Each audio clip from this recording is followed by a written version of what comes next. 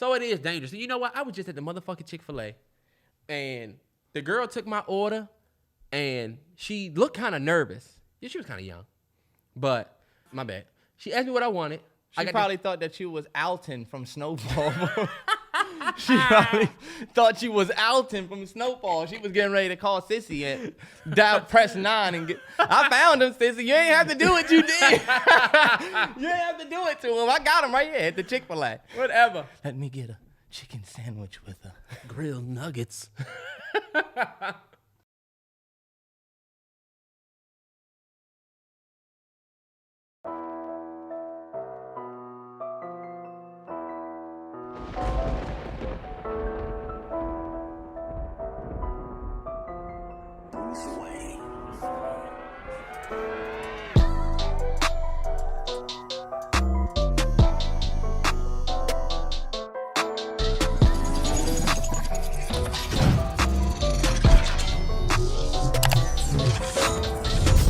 Yo, it's the MalloryBrosPodcast, episode 150. Yes, sir. 150 weeks. We halfway to 300. It's a milestone. For sure. 100. Yeah.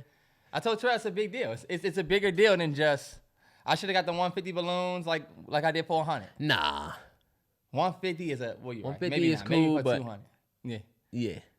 I think 100 episodes was a milestone because it was. Aren't you a celebrate your small wins guy? I am. What happened? Can't make people make their L's uppercase and make their W's lowercase. You gotta uppercase them W's. That's well, a fact. uppercase this one. 150. Holla at us. Okay, yeah. Right? And that's what we supposed to be doing. Terrell said he wanted to reflect. So, go on, Terrell. Nah, yeah. It's just like, because it's really been, at this point, coming up on 3 years. You know what I'm saying? Once we hit, 150, I think once we hit like 160 or so, then we know we done have like 3 years of episodes based on weeks. Mm-hmm. And it's like, damn, we've been doing this shit for a long time. Pandemic born. Started shit in the pandemic. Nah, yeah. A lot of businesses and opportunities started in the pandemic. A lot of podcasts too. Mm-hmm. Oh yeah, I got friends. My boy Don Still, Generation Typo, he started that shit during the pandemic. Nah, 100. A lot of shit was born when we was just sitting in the house and had nothing else to do. I think we've done 150 straight weeks of Fridays, but like I was telling Terrell, it's time for us to maybe do like some bonus shit. You know? Nah, yeah, we were just talking about that off cam. Or maybe a guest or something like that, but like nothing cray, Start switching it up a little bit for sure. I never wanted to bring a guest and then people be like, yo, fuck the guest. That's the dangerous part about bringing a guest. If the guest is like an asshole or talk too much or I always thought about like Candace or somebody, But nah, yeah. Those people that will be like safe, but you're right. Yeah, and if we ever did a guest, it'd be the same format. We're not doing the interview bullshit. I don't give a fuck who you are. It don't matter if we have Jay-Z on. Jay-Z, course of action. Fuck what you do. Right. We're not doing that would be dope as fuck, because I would have a dope-ass one for him. It wouldn't be like our shit. But look, 150 weeks, I definitely think that's a milestone. I don't think that everybody's goal should be to do 150 straight weeks. I honestly think that we're nuts for doing 150 straight weeks. But we actually didn't do 150 straight weeks. We took that 1 week off. Fuck y'all. We did 150 straight weeks. That week was nuts too. It was. Was it a regular week? I don't even remember why we took that week off. I was out of town. I don't know what happened. Y'all want to throw that? I think people would definitely say, nah, y'all didn't. We stopped at what? 145? 135. 135. Yeah. Whatever. Once we finished season 3. Season 4 started because we made the new channel and, Mm-hmm. I told Terrell I want to put the music back so bad that I don't give a fuck if they fall off of Spotify. Sorry for my Spotify listeners, but look. Oh, yeah. If you listen on Bogarden. If you listen on Spotify, it's gonna be like episode 1, 7, 10, 40. They just clipping episodes left and right because of the music. Nah, yeah. But look, hey, shout out to everybody who's been listening since episode 1. You made it 150 weeks. That's nuts. Yeah, it's honestly great accomplishment for all of us. It's dope to be in people's lives now. You know what I'm saying? There's certain people that just turn this joint on every week. I got podcasts that I listen to every week that I know that's a part of my weekly thing, and it's dope to be a part of somebody else's. What is this shirt you got on? Explain it. This is my boy K1. We went to school. You remember K? We went to school with him? Yeah. It's called the Supermarket Company. Yeah. Right? Which is dope because you see it's like a milk carton on top of a man, and it's like a honey. Nah, yeah. Nah, yeah, I definitely see it. And the honey's like his girl, like his honey. His honey. Yeah. And he's the milk, put the milk on the table. What I don't know. I don't even know what this means. I just like the shirt. Nah, yeah. And because that's my man, we went to school with him, I'm not going to say nothing about it. That's my good guy. Dope because I'm fucked up because I can't say anything. I got another try on haul that I'm going to do for the this next vlog. Yeah. But he got some dope shit. Don't say vlog. Just don't even say vlog. Don't say it. Terrance is full of it, y'all. That's what you wanted, ain't it? Pussy? You gonna be in the streets and somebody gonna throw a gallon of paint on you. Where's the vlog at? May is, not only is it tourist season, we got a B-Day coming up 12 days from now. Shout out to us and shout out to all the other tourists out there. Mm-hmm. But it's also Mental Health Awareness Month. And y'all know how we do. We definitely about to talk about mental health. And so I didn't want to like bleed this too much. I really only had one thing to really say about like mental health. It was a question that I think is paramount to what a lot of people deal with now, especially with like relationships. And it is kind of towards men. And we'll kind of talk about some general stuff, but this is the question that it says. It says, do you feel less inclined to speak on how you feel or your depression to your woman out of fear of looking weak? Out of fear of looking weak. Yeah. Especially since a lot of people, specifically men, we struggle with mental health because, you know what, I'll read some stats. I want to preface this with a couple of stats, right?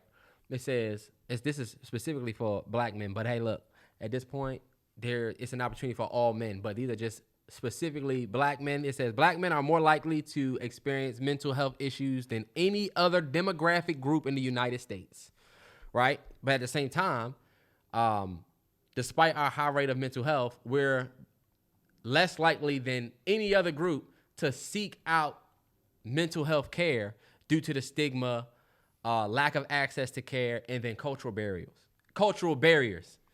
You know what I'm saying? Yeah. Because a lot of black folks, we grew up in what happens in this house stays in this house type of house. Yeah. Where you don't talk about certain stressors and certain shit that, you know, might be causing you some depression. Yeah. And then on top of that, you deal with the man thing, which is you look weak. And so our demographic, as you can see, we're more likely to experience mental health than most of the other groups, but we're also most likely to not get help. And then we're also more likely to be misdiagnosed or get inadequate treatment for mental health issues compared to other groups. So it's just a lot of shit that comes up. The reason why I bring up the relationship piece is because your girl should be a outlet, or the woman that you're dealing with should be an outlet for you. Yeah. And a lot of times we bottle shit up, especially in relationships. Yeah. I honestly, you know me, bro. I've had a controversial take on that because I definitely think you should. Oh yeah. You know. Because what's the question again? What's the original question? You said, should you be? Do you feel less inclined to speak on depression or your feelings to your woman out of fear of looking weak? Like, do you feel like if you express yourself to your girl, you'll look weaker? If it's about yourself, no. But if it's about something else, then you could. If you're expressing how you feel about yourself, I don't think that looks weak. Nah. But yeah, like say you have like a rough patch at work or something like that sends you into like a depression and you talk to your girl about it, I feel like that's totally fine. But it depends what you're, you know me, to me it depends what you're sharing because you can look weak. And you might not like that, and women might not like the way that sounds, but low-key, it kind of is what it is type shit. I think if you overdoing it, that's when you start looking weak. But if you I think sharing how you feel don't make you look I mean, I think it's give and take. I mean, you might be going through a rush patch when she up. Yeah. She might be going through a rush patch when you up, and y'all should be able to balance that skill. She might be able to only give 20% right now because she down. You got to be able to supplement with that 80. Same thing, though. Nah, yeah, but also like you can't be. That's a tricky question because what if you depressed because of your girl in y'all situation? That make it. That's even more reason. 10 times tougher. But that's even more reason for you to talk about it. Yeah, I'm not saying you shouldn't. I'm just saying it get tougher to have those conversations when they're the person who is making you feel what you say depressed. Like you need to talk to your girl about being depressed. If it have anything to do with her, that's a slippery slope. That's a slippery slope. But like, what if you should still have it? Like, what if you know how a lot of people struggling with their job or they wish they was in a different place type shit and it got them down? A lot of men. We looking for different avenues. You think if you talk to your girl about it, you be weak? Or you know, let's switch it up a little bit, right? Yeah. Because I was about to say, you ain't going to like my answer to that. What? Okay, what would you say? You said, like, you bought, like, my thing is, if I go through a rough patch at work, I talk to my girl about it maybe 1 or 2 times, and then that's low-key it. And I wasn't always like that. I just read about that being a better balance than me spewing or spilling out how I feel about this work to her all day, because low-key, she really don't have to worry about that, you know? Yeah. So I think that will make it look like, well, damn, nigga, you keep talking about this shit. Do that, you know what I'm saying? You know, she might offer, maybe you do this, do that, and then low-key, that needs to be it. I thought you ever have somebody that keeps telling you about a problem and you figure, damn, maybe I need to help this motherfucker figure it out. Yeah. And if you're her man, then that's like her. Hate to sound like a male podcast, but that's her acting in her masculine. But yeah, type shit though. I hate all of that. I hate it all. I hate it, but it's true. I hate it, but it's true. This is my thing, because if y'all not, let's say you could be, okay, cool. So let's go with your thing. You stressed out, because you will get. That's the thing. We do get stressed. You're not saying shit about it because you don't want to look weak to your girl, but you still looking away. You can still be standoffish and shit. You can still come across like something's wrong, but you don't want to talk about it because you don't want to look weak. Nah, like I said, you talk to your girl about it once or twice, and then you let it rock. If you keep talking about it, then you look weak. So what if you get worse? What if the depression gets worse? You just if the tuck that depression shit gets in? worse, then that means my problem got worse. I'm talking about something different. If my depression gets worse from what I was talking to you about already, then the situation might have escalated. I'm not talking about an escalating situation. Like, yo, this work shit got me bugged right now, but low key, I feel like you can share. It's just the oversharing is what makes you look weak. Or it just looks like you're nicked. I wouldn't even say weak. It just looks like, I know you've heard women talk about their relationship that they have with men who are not on their feet or going through and fellas, we be some fucking assholes. I can admit to even being one back when our shit was like when we was working heavy and then coming home and all of that, like trying to figure out what we was gonna do. Question for you then. Yeah. Do you think if you were talking about that, maybe not to your girl, but do you think if you were talking that out to somebody, you would have been less of an asshole? You don't think that you bottling all of that up could have led to you being more of a piece of shit? No.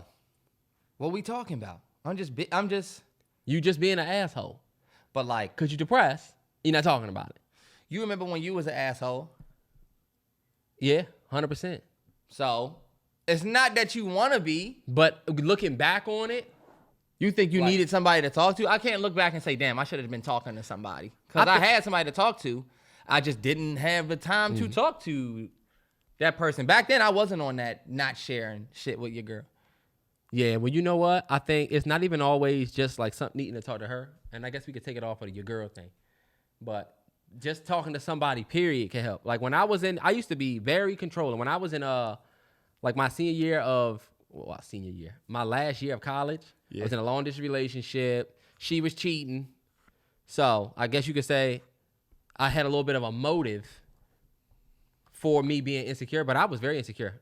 I used to tell people, and I still to this day tell people that relationship folded because I think me being as insecure as I was pushed her away further than she was already. She was cheating anyway. But before then, I was insecure. Yeah. And then we just stopped talking, and then she ended up cheating on me. Type shit. Yeah. But if I had somebody to talk to, well, which I would talk to you and stuff like that, but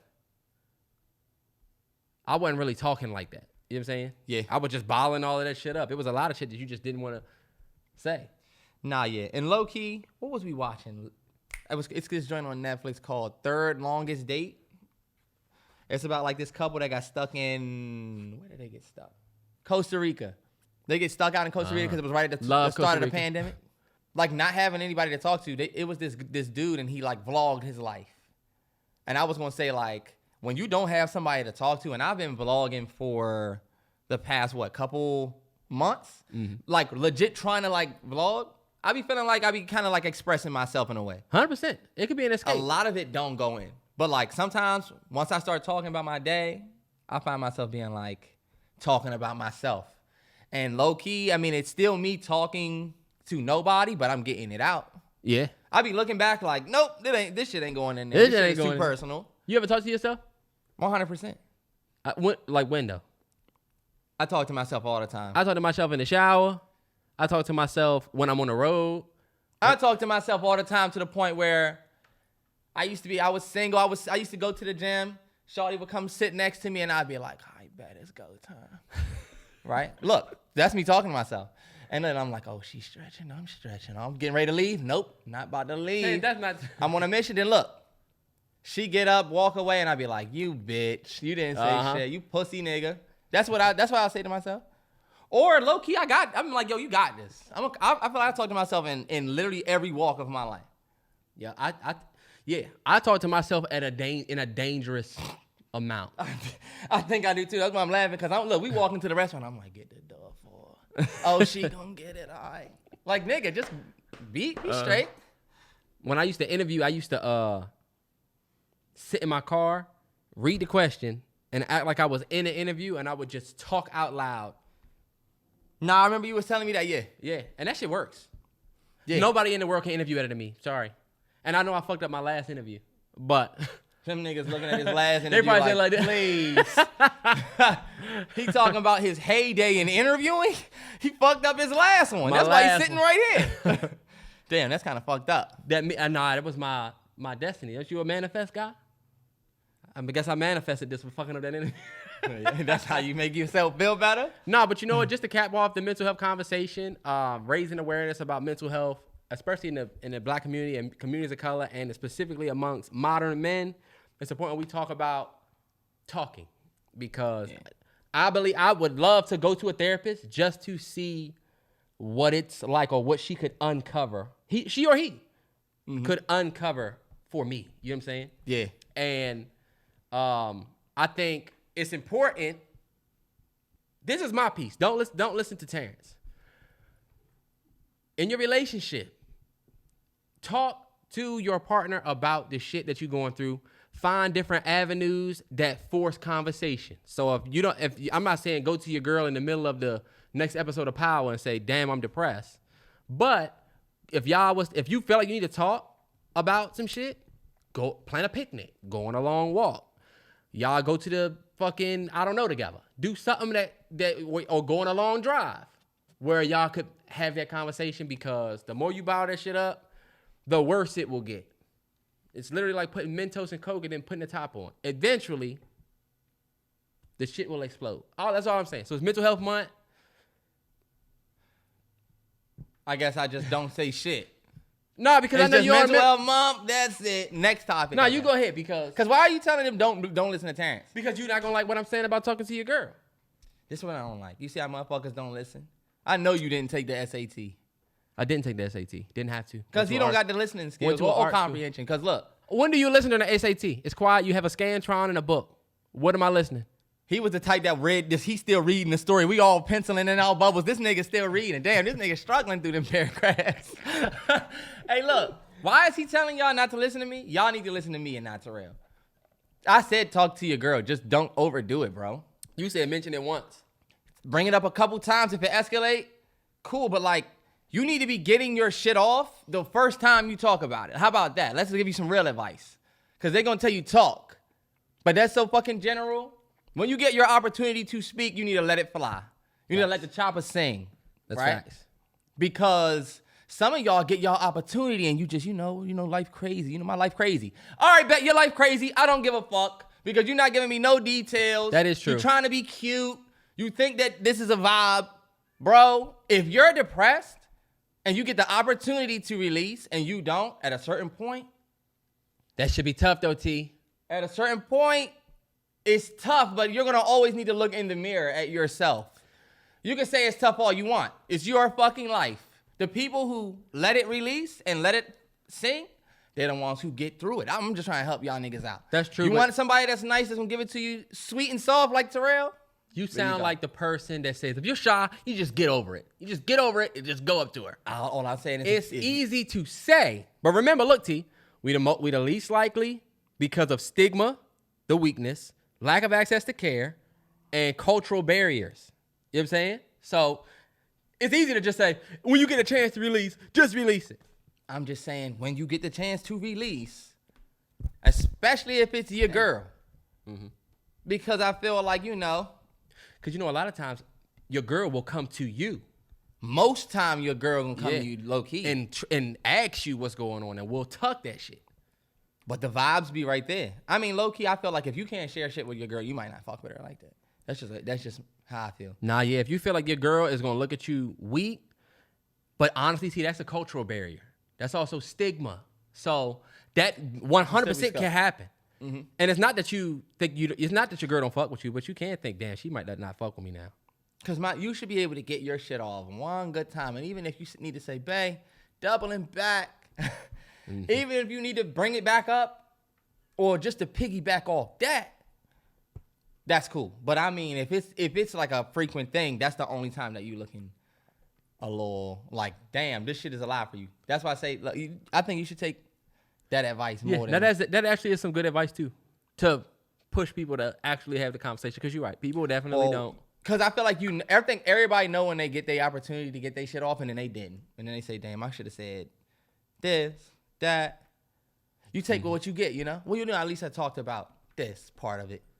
But I think when you really let it fly, it don't feel the best. It does feel like you putting all of your dirty laundry out. Not dirty laundry, but like hell yeah. You pointing all of your messes. Yeah. Tears are healing. Crying is a part of healing. You know what I'm saying? Yep. I read that. Like it's literally like a you know how you cry and then you feel better? Till you ever cry, you know how you cry and right after you actually like feel better? Like you could be fucked up. Once you get that cry out, you be like, okay, like I can have a conversation. Now look, you might even cry again. That shit is a part of your healing. Nah, it is. It's like, I will cry. Terrell be crying with they be in the movie theater, him and his girl, and they're both like that. Terrance, he said to her that he loved her. And y'all cried? A beautiful thing crying with your girl. It's a beautiful thing. Can you imagine crying and you look at your girl and she not crying? That's my I don't think I've cried with my girl on some sad shit yet. I think I've cried watching a movie. What movie would we watch where I was crying? I feel like you told me. At the end of Avatar, the second joint. But then he came on the podcast trying shit on that joint though. They had some plot holes, but that doesn't change. But we had your bitch ass in the theater crying. Okay, next person. Got your money. Hey, get therapy. Have the conversation. Talk to somebody that listens. Don't talk to these motherfuckers that as soon as you say something, they're like, oh, yeah, because I was thinking, you know what I was going through. All right, I'm not talking to you because you're not listening. But moving right along, the motherfucking, you wanted to start with AI.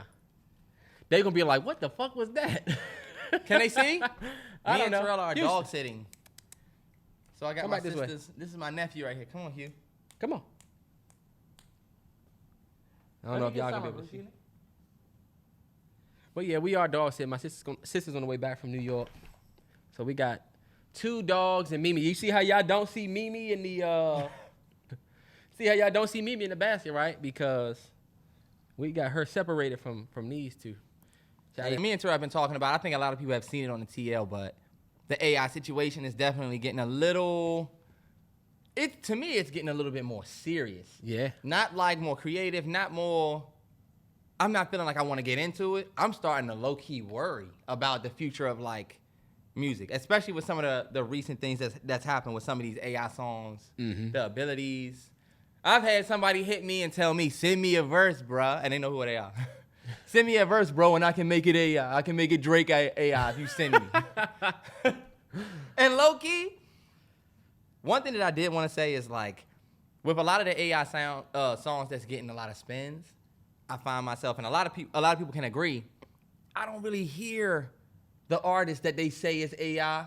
Even though it's AI, I still feel like I hear like the BS of it. You know what I'm saying? Yeah. Like some of these Drake songs to me don't sound like Drake at all. Houston. Go ahead. Besides the sound. But the shit that he be saying, I'm like, that's not Drake. Like, it sounds like some bum-ass YouTube rapper. But I'll tell you what. That I sent Terrance the link to it the other day. Houston, chill. Come on. I sent him the link to it the other day. My man, Hugh Shiesty. It's a, yeah. It was a Drake album. It's on YouTube. It's called Yours Truly. I'm not really trying to plug them, but I do want people to kind of go and look at it because it is kind of crazy. It is a 14-track album of AI songs. They got Travis Scott features, Weeknd feature. They got a AI Tyler the Creator feature, and some of it is alright. Yeah. And you know what? That's where the shit get dangerous because right now, this shit funny. It's like, oh, LOL, this song is actually dope. Did y'all hear that? I've been listening to that AI song, and it's actually funny. It's right now, it's that. But did you see that video of their dad talking about his kids? What'd he say? He was like, right now we worried about Drake, but in the future, let's say somebody call your phone, right? Or call your kid's phone from your house and say, hey, is daddy open the door? And it's my voice. So they think, okay, that's my dad's voice. I'm going to open the door. Our grandmothers and moms and dads already getting those spam phone calls where it's like, I got your nephew, send me $1,000 in Apple gift cards. Nah, you right as fuck. You got me thinking now, because you right. That's the future. Once the scammers get a hold of the AI, yeah, it's bad. Because you right. This is so-and-so. Send me so-and-so money. Or they just call screaming. Mm-hmm. Shit is funny until there's a MalloryBrosPodcast AI. We put out, 150 episodes, right? That's 150 pieces of we probably said every word in the fucking dictionary where they could figure out how the fuck we gonna say something. And now you're competing with yourself. Drake now competing with himself, but it's not really him. Because now the pressure's on for you to drop an album. Yeah. You haven't got a Rihanna album in a long time? Listen to this Rihanna AI. Now it's kind of like taking away some of your steam. I got to compete with me to show that I'm different from what y'all have been getting. But look, this is the bad thing. This is what I wanted to talk about. People don't seem to give a fuck if it's coming from the real Drake or the fake Drake. They just looking for the vibe. That's why that Weeknd and Drake song did them numbers. Put some right down because she like shaking. Right, you got her tendons. She stiff as hell in your arm, can't balance. But look, I just feel like, what if AI is perfected so much with these artists that you could personalize songs from your favorite artists just for you? Like you see how that album's called Yours Truly. Mm-hmm. What if the AI gets so smart and so like legit that I could make my own Drake album legit just for me? Like I push a button, it's gonna take like 20 minutes, but it auto generates using beats and Drake's voice for me. Look, low key, that would mean like I would stop looking forward to Drake's music. Yeah. Because I can legit make my own version of Drake for literally just me. Yep. Like, don't you know how people post new songs on like Instagram? Mm-hmm. I feel like if you could create your own, music from your favorite artists, like you might value the personalization of your favorite artist's music being just for you, and you being the only one with access to it. And I'm like, it would take away your expectation of the artist to drop. Yeah. Like if I can make my own music from Drake, I don't really give a fuck if he drop on that. If I can make my own music from like, I feel like you wouldn't really give a fuck when they really drop because I've really been getting it. And the only reason why I feel like that is true, the proof of that is that Weeknd Drake song. Motherfuckers did not care that wasn't really them. Mm-hmm. They just want that vibe. That joint is going around TikTok and Instagram like it's a regular Drake song. Yep. And now this is what you got to think about too. What if the Weeknd and Drake collab in the future and it's not as good as that AI track? You see you see what happened to your expectation? Mm-hmm. If like this Drake album, people love it. If you look at the comments on this joint, it's people saying, look, this is amazing. This is incredible. The album is about to carry the summer. You know what I'm saying? It's not people saying, nah, fuck out of here, it's fake. This shit is some bullshit. So it's like, now, if he drop an album, now, not only do I have to go against the rest of my catalog, because think about it, people always want you to be better than your last album or as good as the album you dropped before. Yeah. But now, you got to be better than your last album, and you have to be better than your fucking AI projects. So it is dangerous. So you know what? I was just at the motherfucking Chick-fil-A, and the girl took my order, and she looked kind of nervous. Yeah, she was kind of young. But she asked me what I wanted, type shit. My bad. She asked me what I wanted. She probably thought that you was Alton from Snowfall.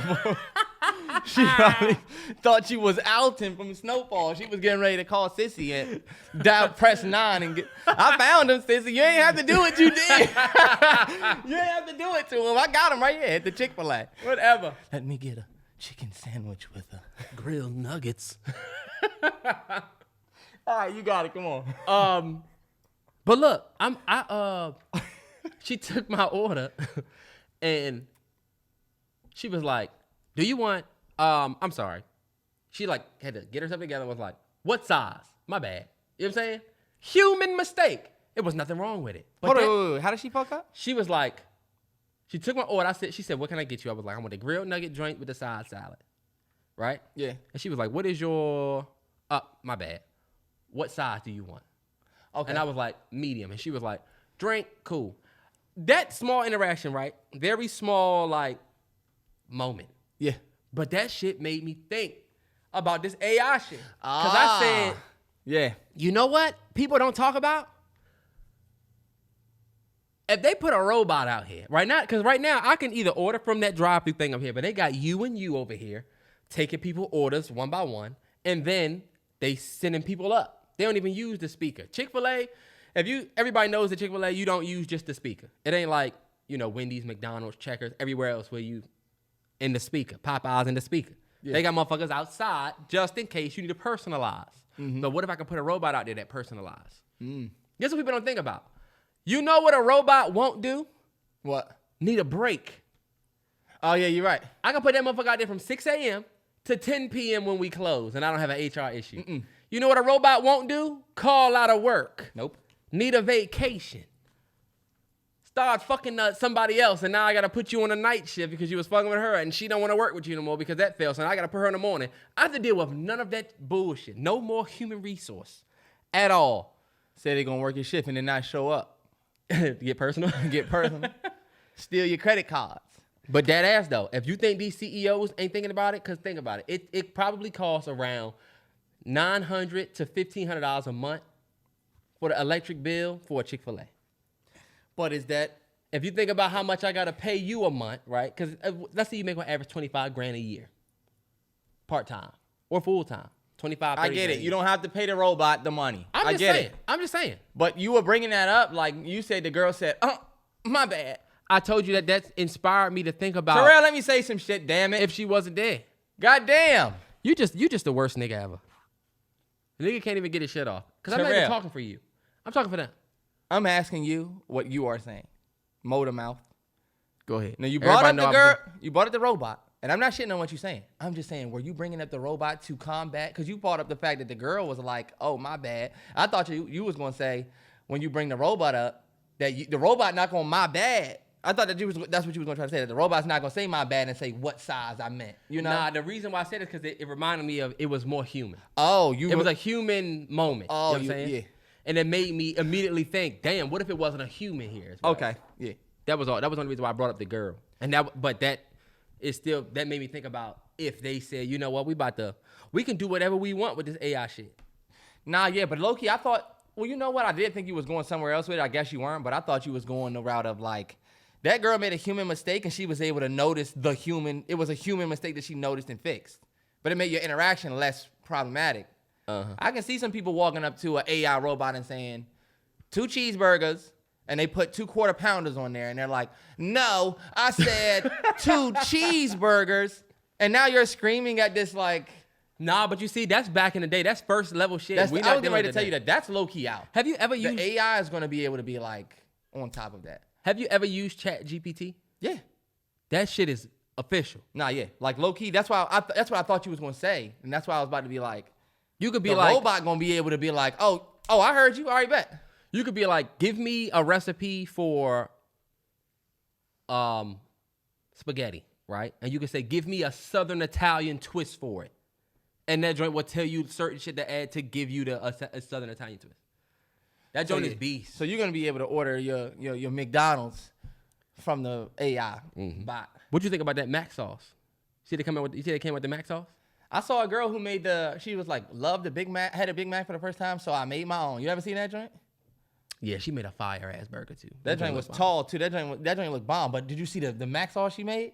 Nah. She said it was just this relish, something else, and something. I said, oh, I can make that. Yeah. You know, McDonald's starting to put it in the same cups as the sweet and sour. Now you can get it. Oh, now you can get a little mac sauce on the side. And it's not for your nuggets. They want you to get a cheeseburger. The picture is a cheeseburger. Damn, yo, McDonald's for years be keeping a nigga going back. That sounds terrible. Keep a nigga back. They brought back the McRib. They brought back the spicy nuggets. And then they tried to... Spicy nuggets are back. They try to tell you that they ain't bringing the McRib back. But we all know that that's bullshit. And if you think membership-based income and membership-based incentive isn't a thing, every time you go to McDonald's, what they try to get you to do? Get the app. You know, you can't just order the spicy nuggets. You got to order them on the app. Chick-fil-A tried that shit with the quesadilla. That shit folded. Oh, they had a quesadilla at Chick-fil-A? Not Chick-fil-A. Remember Chipotle had the quesadilla? Oh, the quesadilla. Everybody kept trying to order that drink the window. Them drinks was bomb, though. I got it one time. They still got them. They still got them. Okay, bet. Uh-oh. Houston. Yo. Relax. Yeah, y'all hear that? Got a god dog now. All I gotta say is one word, and he's attacking anyone in sight. What do we want to get to, T?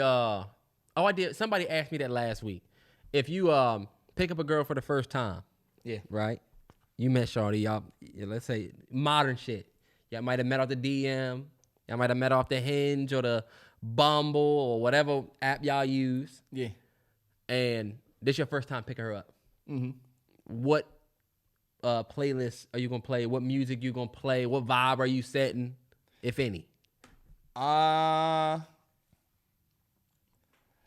be honest, I see it two ways. One way I say just be Houston. That's enough. Come on, buddy. Come on. You know a motherfucker got their dog trained when they say a German word. When they say a German word, you say, oh, you did the classes? You did some research. But, sorry. That's funny as shit because it's random as fuck. Nah, yeah. It's just true. But I want to say be yourself, but some of y'all listen to some weird shit. Like some of y'all will listen to your favorite anime theme song over and over again because it gives you inspiration. I'm not shitting on y'all because I have my own vices. Right, tell him watch his mouth because guess what? Guess who's a part of the community now? Me. I'm gonna Fuck keep it out 100 of with y'all. I'm gonna keep it 100 with y'all. I watched The Irishman and I did nothing but listen to that soundtrack for weeks. I was pulling up to the gym blasting these old ass horns playing a 1940s record. You know what I'm saying? I say you live in the music because your music is low key your current moment. I don't care what y'all say. What you listening to right now is your current moment. Terrell, no, all I've been listening to is what, Terrell? Nudie. Young Nudie. I don't know why. That's just low-key my vibe right now. If I get in my car right now, I'm going to put on Fresh as Fuck and How About You? Yeah. And I'm Icy too. That's my shit. Look, y'all want to go listen to that because I spit that, right? Anyway, I think, like, me and my girl be on some, I'll just tell y'all, when I want my girl to listen to. We supposed to be I know, but picking first up. Time. Yeah, picking up. I'm just like, the vibe that I think was dope about me and her's first car interactions, we listened to Nipsey, Jay, R&B. It's a real laid-back boss music. You need to be listening to some made-back music. That's what I call it. I'm going to generalize it and say made-back music. Look, that old Ross Dice Pineapples in my baby Vita. Yeah. You pull up to with Dice Pineapples playing? Yeah. Call me crazy, shit, Alicia, call me. Yeah, that's going to be nice. You got to sit there. Look, you can roll the window down if you want. Look, you need to play something that's definitely gonna make you feel like I'm that nigga in this Corolla. And that's what I was gonna say too. I don't think the ladies are feeling it if you driving fast. I think fellas, those days are over with unless you like 21. Nope, yeah. That girl might fuck with the speed because you don't. Yeah, you know. If you can pull up in a Hellcat, you can't kind of classy drive that. So I get it, but I'm just saying. You gonna push that joint. The only reason why I bring that up is music has a huge influence on your driving, fellas. And then, you need to realize that most women don't give a fuck about the car you driving for real. And if you got a car that's too loud, and I know this from experience, because I used to have a sub. I didn't have a loud car. But the girl was like, I look at guys who drive super fast, loud cars or get a loud ass something in their car, is them overcompensating for something else that they lack. Yeah, and fellas, that's You know not what I'm only saying? that's not my bad. Go ahead. that's not just that's not like a Oh, no, big it's not like size a thing. It could be you could be overcompensating because you don't know how to fucking you're not- communicate or yeah, you you didn't could- grow up with a certain Right. love or something like that. Yeah. Yeah, I told the story 1,000 times. When I picked G up for the first time in my bands, she didn't give a fuck. Yeah, she ain't care. Versus I picked somebody else in that car and they did though. But it wasn't like the fast. She was more type worried, thing. why is this nigga dressed like Clifton Powell? Look, I guess we about to eat. Oh, hey, this nigga got out of Benz and I thought something different. I don't know what What I was I getting ready thinking. to say? Hold on, wait. What was I saying? What did I say? You were talking about... Let me say, because what I would say before when you pick a girl up in the car. Okay, yeah. Normally what I do, no matter what it is I have playing, it should not be up more than about 20%, 13%. You know what I'm saying? Yeah. And this is my, you sitting here hearing something. This is my advice to the fellas. You pick a girl up for the first time, y'all shouldn't be listening to music. Music should be playing as the background to y'all conversation. Don't wait till you get to where you going to start the conversation. Y'all should be, I picked the girl up and we've drove an hour down Annapolis somewhere and talked the entire way there and the entire way back. Not on some I'm rapping shit, but like to cut the tension, to cut the awkwardness, we just gonna rap. We just gonna talk now.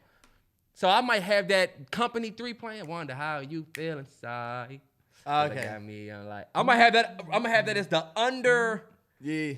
When you get in the car, you're not gonna be like, damn, this nigga's playing music. You don't want to pull up with fucking loud ass diced pineapples, and then you're just riding and y'all listen to that. You shouldn't do that. That's like we go together type shit, and we just on the way to get food. Sometimes, I mean, I get y'all fellas that'll cut the tension. You know, your girl getting in the car. Think about it. It's the first time. So, your girl get in the car. Some of y'all niggas just let the music play and you thinking hard as shit. Yeah. You're not even listening to the lyrics. You thinking, what the fuck am I saying? You doing it wrong. Now, look, because the music playing. So, you know, she say something, you see her mumbling the lyrics and you like, all right, bet I got some time because she's not paying attention to me. Yeah. When you turn the music down, if it's the first date, you got to get in your bag, y'all like. So you're right. You can't have some shit that, look, you really low-key can't play her song, her jam. You gotta be trying to talk to shorty, she fucking with the music, and you waiting for her to sing the fucking lyrics. Right. Another pro. You nervous as shit? Yeah. Look, another pro tip. If you're picking your girl for the first time, don't pull up and just sit outside and she have to come open her door. Okay. And get in your car for the first out. time. You should 100% get out. When you see her coming down her driveway, cute as shit. Yeah. You get out. Open her door. It's the first time she getting in your car. You sitting there and we love tents. You Like- sitting there, yeah. Y'all niggas be sitting there rolling y'all window down looking mean as shit like Rodney and Baby Boy. Get in the passenger side. Y'all niggas need to understand. Come like, on, bro. This is what I think about. I'm at this age now. If I have a kid and one of you young nigga, and this is probably, I'm gonna play this in the future. If I have a kid and one of these young niggas pull up and don't get out and open the door for her, I'm gonna have an issue. Her mother got a different experience than that player. Mm-hmm. So that's what she getting. But you know So- what? Your daughter is going to expect that because you already set that bar. You think As that, a and then present you father. see her, you think that, I done set the bar, I did my thing as a dad, And then her young ass bring She bring NBA young boy this home. motherfucker through. Who is he?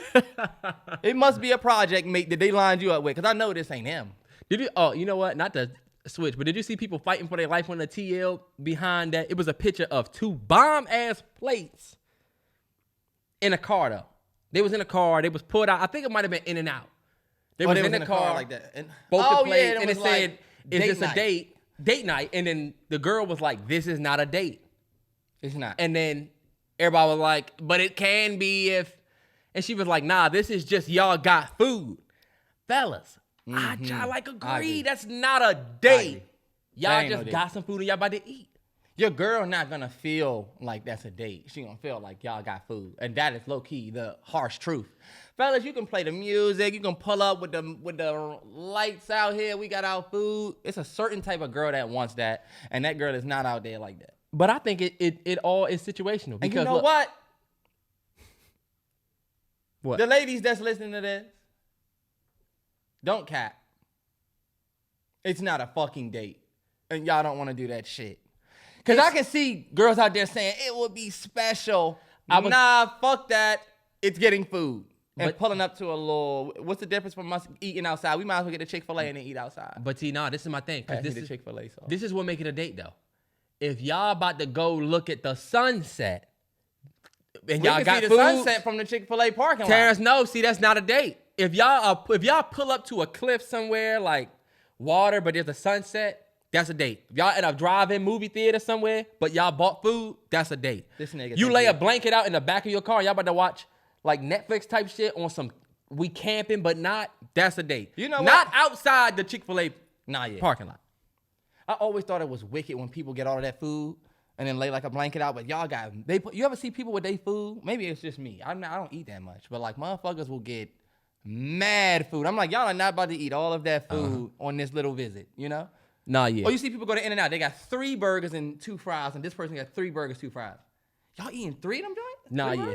It's just the 2 of y'all. The picture is dope, though. I'm packing 2 of them burgers up. I'm eating 1. I might eat both for now. I might snack on 1 for later. But look, what was you talking about? Oh, I heard you say something earlier. You said picnic. I said if you outside the parking lot of a place, that's not a date. But if you doing some sunset type shit, because you can't get creative. I'm just saying. My boy Jacob got a Jeep. Yeah. And I will never forget. He bought a Jeep, but he had his girl who's his fiance now. Shout out to him. And it was just his birthday. But he was buying all the accessories and shit for his Jeep. Yeah. So that him and his girl could do camping. They could go do all the shit. They bought kayaks and shit. That's some shit you can make. You can spice your relationship up with some shit that you love. You love your Jeep, but you love your girl. There's a middle. You know what I'm saying? Yeah. That pulling up somewhere with just some food, fellas, and just eating in the car, that's some date night shit that you do after y'all been on mad dates. Yeah. You can't pull that one out the bag early. That's the I forgot or something fucked up and you Yeah. That could be like a shit get real type joint. Think about it. You do the first formal date, and then the second date, y'all know each other, so y'all gonna go somewhere, but then y'all gonna sit in the car for a while. See, but we not 18, Terrell. We not 18. I just did that at 27. I just did that at 27. You was doing it at 27, and what was I telling you? When me and my girl got together, we went on our first date, right? Second date, I linked up with her and her friend. Terrell. Kevin, and that was great. But then after that, we didn't just go home. Yeah. We like sat in the car for a while, got to know each other a little bit better type shit. I'm talking about before that. Remember you used to be going and seeing these chicks, and he was sitting outside this girl crib, and I'm like, nigga, you old as shit and you got a crib. Just bring her back to the crib. When did I ever do that, Terrance, and where was we living? Terrell, you was a nasty, freak-ass nigga pulling up, and you used to tell me, bruh, what did you used to say? You don't just get in the back seat? You don't want to do back seat? And I'm like, why not just take it to the fucking crib? You're an old nigga. She lived way out in VA. And he was riding in an Altima that he couldn't even get out like this. He had to roll the window down and reach out like that. So you see, when he was pulling up to shorty, he already had the window down, opening his door from the outside. What's going on? I went and got an oil change one day. I get back in my car, my handle is just dangling. And they like, look, it wasn't us. So when you was with shorty, right, and shit got real, you know, y'all had to make the decision. We making this happen. We're getting in the back seat. We getting in the back seat. So you had to say, hold up. Y'all had to meet in the back, right? I know you didn't do some Terrance, jungle shit and Terrance, I had to pull my window down, get out. You ain't ready for this. And then you reaching out of your car, bro. I'm telling you, look how Terrell was you know what's crazy? I had to. It's fucked up, but when I got in the back, I had to reach up and put the window back up. Oh my God, that's insane. He didn't even. Cause look, you don't want to get out and then you spending time putting the window up. Wow. Car, anything sucks when you're tall. It is not fun when you tall. Short kings, y'all probably can have a blast back there. We tall. But when you tall, it's just not the best. It's not the most optimal thing for us because your legs, low-key, y'all like sometimes give out. Nah, yeah. It's like car, anything is already be steamy as fuck because it's hot. Yeah, bro, I'm telling you. The car is the worst. The car is like bad as a shower to me. I think you should only be doing that if you want some young nigga shit. If you want some young nigga shit. Those are the golden days, though. You pull up That's what I'm outside a saying. girl crib. You right when you say cannot get allow food it, and then it could turn into some real shit. You ever be talking to a girl off some late night shit back in your young boy days, and she say, I would just love to have some snacks right now. And you go pick her up off the late, like off the 2 a.m. clip, and y'all go to the 7-Eleven or some bullshit and sit outside? A vibe. But that seems like some live with your parents shit. It 100% is. You know? Yeah. There's nothing wrong with living with your parents, folks. Or nothing wrong with that. At all, yeah. And stay as long as you can. Stay as long as you can, for sure. Save your money. You got to be in that joint like, really? I guess if y'all want me to leave. I guess if y'all going to put me on my ass. You got to make them feel like shit because we left trying. We was being too cocky to leave. And some people will tell you in their culture, that's in their culture. They will stay home for their culture. Nah, yeah. It's in their culture to stay home. It's not in their culture to move out. I know people that make great money that still live at home. Yeah, we also know people in their culture where it's their culture to be like at 18, you getting the fuck out. Black folks, for sure. And you know what Dad tried to say? I never told y'all had to leave. I said, Dad, you ain't say we had to leave, but it was either we go to college or what y'all doing type shit. We wouldn't be able to just. Nah, definitely never had that. He was like, look, you damn right. You're not about to just sit in here. Okay. All right. What if I didn't have my life together? What if I was depressed? He would have helped you out. All right, look, we do got to talk about the Writers Guild. Yes, there is a strike. Sorry. Yes, there is a strike for the Writers Guild of America. It is honestly comprised of about 11,500 people, and depending on how long it takes for them to reach, whatever deal it is they're trying to reach, it could be catastrophic for a lot of shows. And honestly, we are 100% with the writers when it comes to this. The last strike that they did was in 2007, 2008. And and then there was a strike before that. You know how people always talk about how we never got the last season of Girlfriends. Yeah. The Office was supposed to have a season that we never got.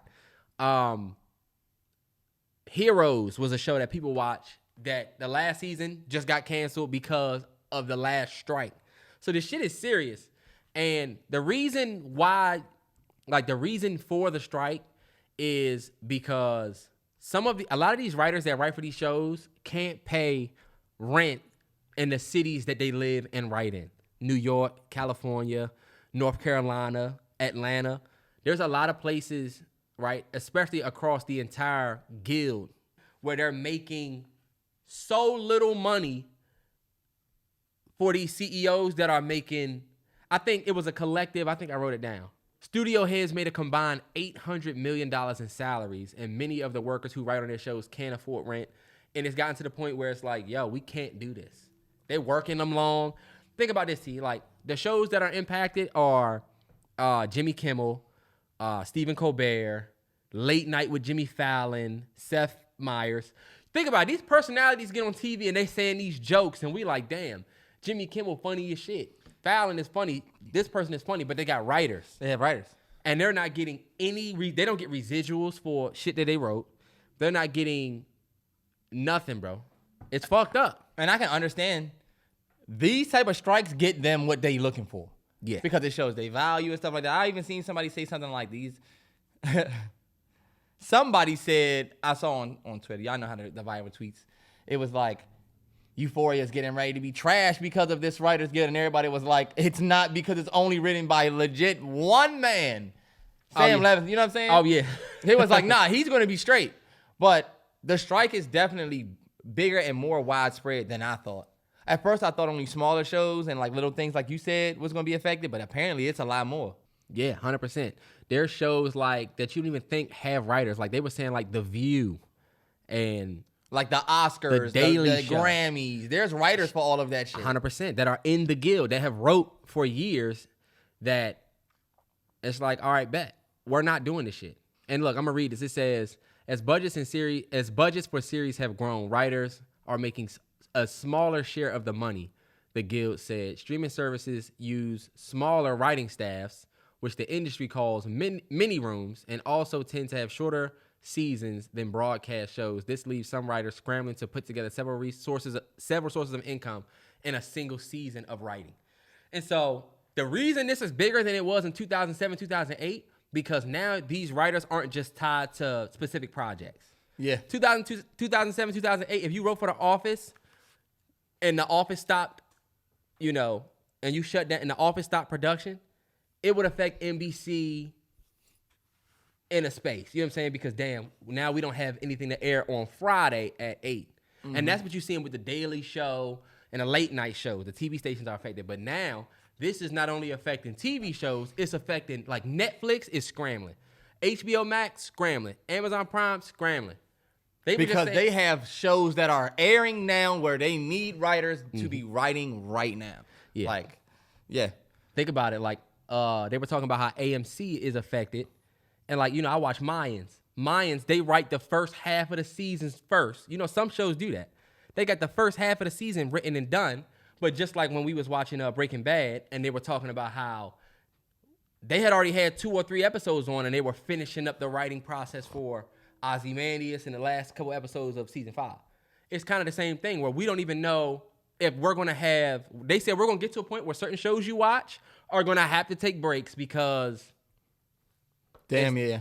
But honestly, I'm with the writers, bro. I feel like these, they were talking about how, I think it was, I forget what CEO it was. He made $275 million, and that's what he paid himself as the CEO. Because think about it, the CEO, you can make as much as you want. You just got to put a salary on paper. Mm-hmm. You could say, look, I made $50,000. I made $50,000. And they be doing that. They be doing that, 100%. Yeah. And you made $275 million, and you got writers scrambling, so it's fucked up. We definitely stand with the writers. And 100%. Even if the shows we love stop for a little while, hopefully the shit gets better. I do think the biggest issue with a lot of shows on TV right now is the writer's room. And I think we'll have more people wanting to be more creative, maybe even stepping into that role and feeling like it's somewhere that they want to be. Because I feel like writers can sometimes feel like teachers in a way where they feel unappreciated for the major work that they're doing. Yeah. So I do think if they are well compensated, maybe we can see a change in the film industry. Because right now, the biggest woe to me in the film industry is the writer's room. So 100%. I'm actually happy for the strike. Yeah, the last strike lasted 3 months. Yeah. So we're going to see how long this will last. They don't think this one's going to last that long because it's kind of like, all right. And I'm honestly happy for the fact that everybody, Quinta, I think her name is Quinta or Quinta Brunson. Abbott Elementary. Yeah. Me and Terrell say words wrong if y'all didn't know. I know, yeah. It's clearly Freaknik, but we saying Freaknik. Freaknik. It is Freaknik. Quinta. Her name is probably Quinta Brunson. Quinta. Who knows? She knows, and it's out there, and you're just being disrespectful. I know. Damn. My bad. Mrs. Brunson. Miss Brunson. Mrs. Emmy winner. Yeah. Well, basically, she's Golden Globe winner. Yeah. She killing shit. She's a part of the guild, and she was talking on the Met Gala carpet about how, we all standing through this shit. So there's people that already finished their writing. They were talking about how Game of Thrones, House of Dragon, they're going to continue production because the script's already been finalized. And they were like, y'all got lucky as shit. Mm-hmm. We know y'all jerking them. All them where art thous in that show? I know it ain't written by one motherfucker. That's fucked. All right, bet. Did you want to talk about the Met Gala at all? I mean, I really don't give a fuck about it. I mean, it was cool. I seen everybody that was there. I mean, it was cool. Every year, I'm like, all right. No, yeah, I definitely do want to talk about the Met Gala, and shout out to my girl for giving me this because low-key, I didn't even think about this because I don't really care about the outfits and stuff like that, but we were talking about how the Met Gala costs $50,000 a ticket to go, and then it's $300,000 a table. And, Jesus. Yeah, those are crazy prices. And we were talking about how some people will legit pay the $50,000 to go or even the $300,000 for a table because of the opportunity for, like, growth. Like, do you think that it's almost like an investment? Like, I'm going to invest this money to go to the Met Gala. I'm going to look dope as fuck. They're going to know who I am. And people are going to be like, yo, who is that? And they'll reach out and whatever. But, like, my only question to you is, can you see a place where you see that as a good investment, or do you think that's just a... Nah, 1,000%. You know my boy downstairs, Generation Typo. Yeah. That's one of his dreams is to have somebody walk in something he made at the Met. And shout out Don Sale. Hey, if I was a fashion influencer, that would be 100%. That's his. You think about big picture, like that's like a big picture thing for him. Like that will be a huge thing. And this is the thing that you gotta realize too. Don Sale, you got this, bro. That's on it. I'm just gonna wait until you do that. And I will be You remember the people that ASAP Rocky jumped over that just was there with their phone? That's what I'm gonna be over there. Yeah. But we're not gonna look at ASAP Rocky like that. We're gonna say, hold up, I'm here for my man, but what the fuck was that? Yeah.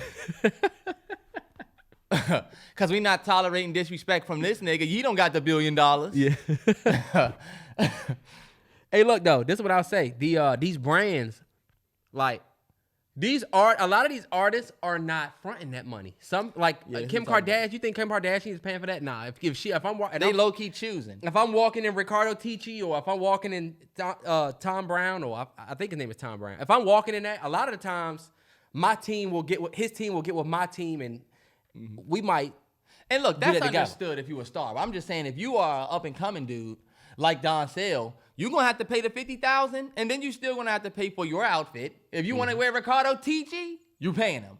Like, he's not gonna say, "Oh, you paid $50,000. Okay, I'm gonna give you that." But will you never? I don't know how it works. But like, it is big though. Think about this. I know people that spend. I just watched this video the other day where this dude said, "I spent 11 grand in Facebook ads, and I made 30 grand back."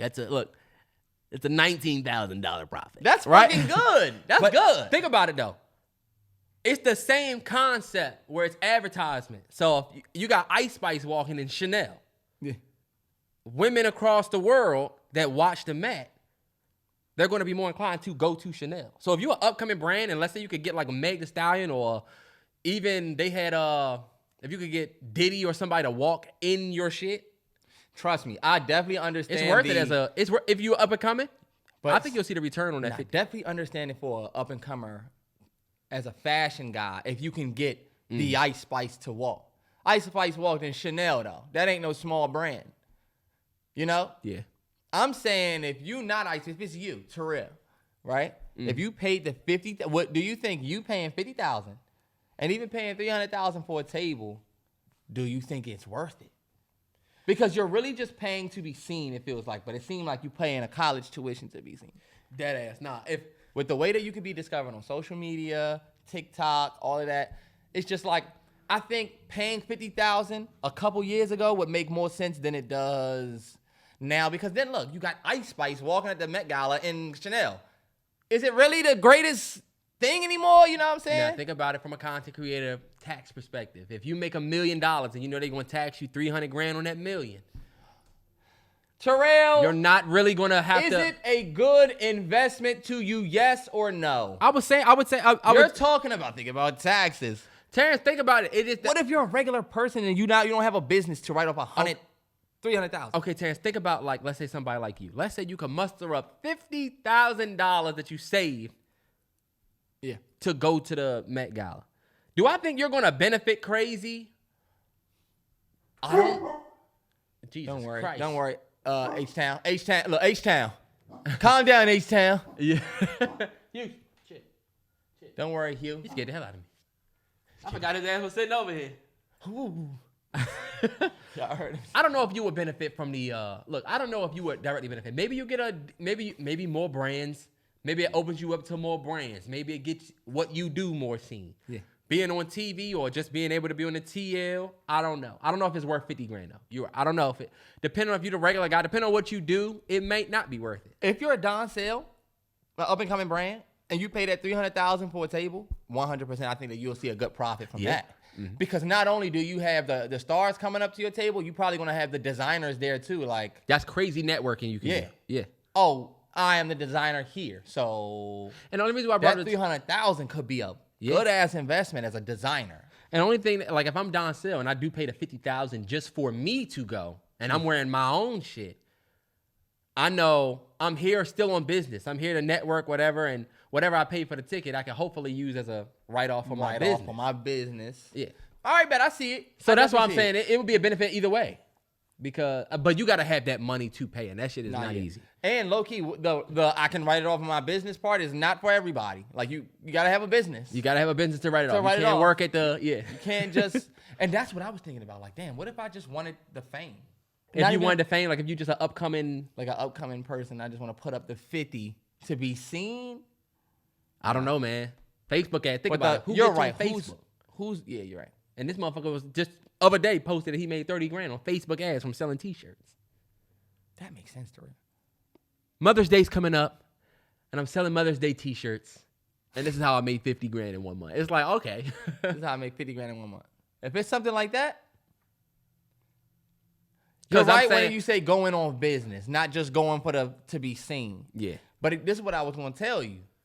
We looking at that from a different perspective because I think a lot of people look at the Met Gala as a place that they want to go when they get famous. Let's keep it 100, everybody. When y'all think about the Met Gala, I think you think, okay, famous people go here and dress up. That's like a small consensus. It's the biggest fashion night of the year. Less people think about the designers and the fact that, that's why I think people who say, man, one day, look, Migos and them talking about we want to go to the Met. They just want to go there because it's the high class event to dress fashion. I don't think they really want to go there because they want to be on business and link with brands and designers. No. Those are the real people that would pay and look for an investment. But I think most of us just low key want to be invited. And you know what, Terrance? If you were like, let's say you were a TV personality, your agent would want you there. That's my thing. I think people want to be able to say, yo, I'm here and I'm wearing Tom Ford. Yeah. Like, did you see Stephon Diggs? Yeah, you see? He went because he's a fashion dude. Yeah. And he has a team of designers that probably was like, yo, we got your fit. And you definitely right about how up-and-coming stars want to go. Shea Gilchrist-Alexander had one of his best years, and he's at the Met. Yeah. Think about it. If you were... And as an NBA nigga, I can put that 50 grand up to go low-key. 100%. And all I'm doing is getting more fans. And I'm just getting more fans, more awareness. I'm putting myself in the fitness world. These dudes be getting... Look, they'll have a game where they be like, fuck you, and then look, that's a 20 grand hit. Yeah. We're going to find them 20 grand. Fuck it. Yeah. I mean, NBA. And Shea, didn't he just get paid? Mm-hmm. He just got his money. He just, no, well. He's definitely invited, though. Shea is 100% invited. Yeah. Did you see? Well, I don't know. Let's get past Met. Shout out to everybody who watches the Met Gala, the ladies who keep up with all of the commentary. I feel like you see the girls getting their bag when the Met Gala comes on. It seems like the girl, that's they Super Bowl, they big night. Shout out to all of the fashionistas out there that really ate it up. Cause trust me, it's always a great night. It's funny as shit because it's certain things that I'll think is great. Like I actually thought what Kylie had on was dope, but everybody hated it. Yeah. You know what I'm saying? When you watch the stories, they be I'm like, not a trash. This is What? terrible. Look, where are you going? The Oscars? And you're like, What's wrong with that? what's wrong with that? All right, so Lorenz Tate just went viral this past week for his comments on the black actor community. He actually said, I can tell you what he said. He said he feels like that British actors are being valued more than black American actors. And just to kind of dive into a little bit of what he said without getting too crazy. Where the hell is my notes? Oh, right here. He thinks that Hollywood sees British actors as being able to translate internationally. He thinks that they translate from the U.S. to the different countries. He thinks that Hollywood thinks or sees them as that they can translate because they simply come from a different area. And I think one of the reasons why I like that he even said that or brought it up is because it seems like people are, you know what I'm saying, a little scared to speak on it. This is the first time I've seen and maybe I haven't paid attention. Maybe I haven't done my research, but this is one of the first times I've seen a black American actor speak out and openly against the fact that British actors do seemingly get overvalued, or they are more valued than the actors that come from here. Yeah. But they are coming here to play Black our American roles. Yeah. And I've told you, I've spoken on this a lot of times on this podcast. I'm not going to say I've had an issue with it, but I've always seen it in a weird way that you got All-American, you got Snowfall, you got Idris for years. so many You got roles. Daniel Kaluuya. Daniel Kaluuya winning an Oscar for playing fucking Fred Hampton. I don't see the greatness that y'all see in these British actors. I don't know. I think people get so wild by the fact that I'm talking like this. And then, I can come on and say some. To me, it looks like, I don't know what I don't like about it if I'm keeping it 100. I just feel like you don't come from the trials and tribulations of the lives. Y'all get to come over here from Britain, from Great Britain or whatever the fuck y'all come from. Hey, why? And Why? then, Why that? Sorry, Chill. my bad. And then y'all come over here and y'all come and play our history. You know what I'm saying? It's our history. That's why I loved Jonathan Majors before we're all just made to hate him before we even know anything for real. But Yeah. he's an American dude. He's from South Carolina. Like a black dude that's playing black people. I felt like the reason why he was so good in Lovecraft Country was because it just felt like there's a root here. Me personally, I feel when it's a British actor. I've always felt that Frank was not African American. He's just playing one. I've always felt that way about Daniel Kaluuya in the Fred Hampton movie. Oh yeah, I'm playing Fred Hampton. Fuck out of here! What the fuck are we doing? This motherfucker can't play Fred Hampton. Y'all give him an Oscar for that shit? He did a good job if you ask me. Well, guess what I say? I don't think he did a great job. Well, the Academy. And maybe Lorenz Tate agrees with me. Now, let me say this. For a long time, it was just Samuel L. Jackson. Let me pull this back real quick before you speak. I don't mean to cut you off. Go ahead, because I haven't got to say anything I on know, this yet. but I just want to say this. I don't think that Daniel Kaluuya did a bad job. I don't want that to be on record. I think he did a Terrance, good job. we have a podcast of you trashing this man. No, it's literally not a podcast. What was our podcast called? I don't think he did It was called The Black Messiah. The Black Messiah, yeah. Look, I'm not saying he's trash or whatever. I'm just saying I did not like his performance. I don't want to say it's trash. I don't want that on record. Okay. All I was going to say is that for a long time, it was just Samuel L. Jackson that would speak on this exact thing right here. Because when David Oyelowo played Martin Luther King, he said, I don't think that motherfucker doesn't know. I would rather see somebody that experiences American racism on a day-to-day basis as a black person in America take on a role like that. Yep. Because it's not the same over there as here. There's colorism, there's racism worldwide. You know what I'm saying? The darker you are, wherever you are, the harder you have it. 100. That's just a fact. But American racism is literally like a different beast. And so for a long time, it was just Samuel Jackson that was the only one that will say, you know what? This is some bullshit. I don't like it. But I mean, to me, I definitely do see that Hollywood values these actors in a different way. And I think it's something that you got to kind of be Black American to really, truly understand and see the difference. If you're not somebody that resonates with the culture and you look at it that way, you'll see that you wrong, Terrell, low-key, about Samuel Jackson and what he said. I'm going to let you finish. My bad. He was talking about Daniel Kaluuya in Get Out. And okay, yeah, that's what it was. You're right. Somebody else said something about David Oyelowo. But David Oyelowo, he literally, you could take exactly what Sam said right here. I tend to wonder what the movie would have been with an American brother who really feels that. That's what it was. My bad. Somebody else said something about, I think it might have been Samuel L. Jackson on David Oyelowo years later, but just in more of a subtle way. That was the one that caused the big controversy. Yeah, and let me read this to you. This is Idris Elba's his response to Sam was, you know what I noticed? Terrance, just read it. All right, sorry. You said black women in America versus an English woman. Elba said, like being English makes you less black.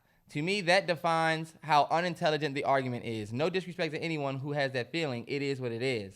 I'll tell you what, Idris, I don't think just because you got black skin that you can relate to a black American woman. And I think that's why he said black women in America. Because black women in America are different from black women over in fucking Great fucking Britain. And it's not unintelligent to say that. It's unintelligent to think, oh, we're all black. No, the fuck we ain't. Yeah, we are. But this is the thing, Terrance. We ain't. Hold on, let me correct you. We are all African American. No, we're not. Idris Elba is not American at all. He's black. Okay, we're all. He's black. You get what I'm saying, though? He's black, but when you fill out your application here, Idris, you're going to put African American. Or black / black. Because he doesn't call it. That's why it says / black. You know how I look at it. I get what you're saying, but the correct. Because this is how they see it. Oh, okay. But I align completely with you because we are both black. When low key. That's not true. Right. That's what I don't like about Idris. Sorry. I'll let you go. You're right that the experiences are different and we are both black. Right. And nobody is saying that because you English, it makes you less black. But what you said before, relating to a black American woman is different than over there. But it doesn't make you less black. But the experience is very different. Now let me say what Idris continued to say. The fuck is, he said we're all black. You get a Scottish actor playing an Irish actor or an English actor, you don't hear about a debate. Christ, I wish I could talk to him face to face right now. But amongst ourselves, we want to point fingers because we come from a conditioning that makes people just make sure where are you from and are you authentic from where you're from? How black are you? And it comes down to the caste system, and it's annoying to me, really annoying. He said his grandfather fought for World War for the country. I come to this country and someone says to me, you ain't American. I'm like, huh? How dare you, man? It's acting. Idris, your ass ain't American. Am I tripping? Nah, but I get what he's saying. But, you ain't American. But I get if I go over to fucking Great Britain and play a role out there, it's acting. Can I say that I'm British? Even if my father went over there and fought in the Britain War, am I growing up in Britain? No. So can I say I'm British? No. And y'all motherfuckers won't hesitate to tell me I'm not British. So Idris, sorry, bruh, you cannot play both sides. You can't be African American / black, but then you out here saying you're British. Because y'all know what we see, Idris? When somebody asks you what you are, you're here. You act here. You do these roles here. Snowfall, Damson, even bruh from All American, Daniel Yellowo, and David Kaluuya. All you motherfuckers do roles here. You're not doing African roles. You're not doing British roles, except Idris is because he does Luther. But most of your shit is here. When we ask you what you are, you're going to say, I am British. I am from Great Britain. I'm not from here. I'm not these niggas here. So look, stop trying to align with us when you low-key don't want to. You just want that next role. Say that. You black, Idris, because you still want to be in running for that next nigga role, right? Right? Terrance, this is the issue that I have, Terrell. But Terrance, this is the issue that I've always had. You want me to tell you that you black. Oh, you American. Terrance, you're blowing this shit here. way out of the proportion. You know how I feel about this shit. I get what you're saying, but relax because you starting to take it and you pinata in it. Because let's stay focused on the shit. This is what we do. I'm with you, but at the same told time, him he wasn't American enough. You're just not American. I get what you. Case closed. I get what you're saying, and that's you coming over here and acting doesn't make you American. It's not acting. It is just acting, and you're acting like the people over here, but you're not one of them. That's true. I will say this.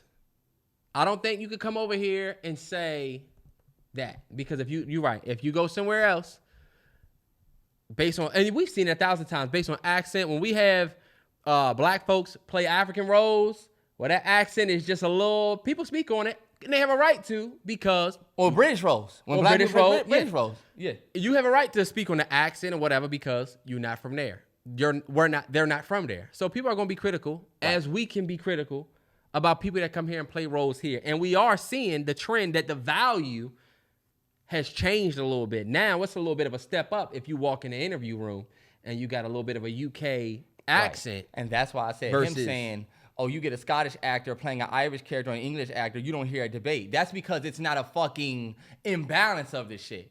You're on the part of the team that's like not getting affected and you playing that I don't see what the big deal is role.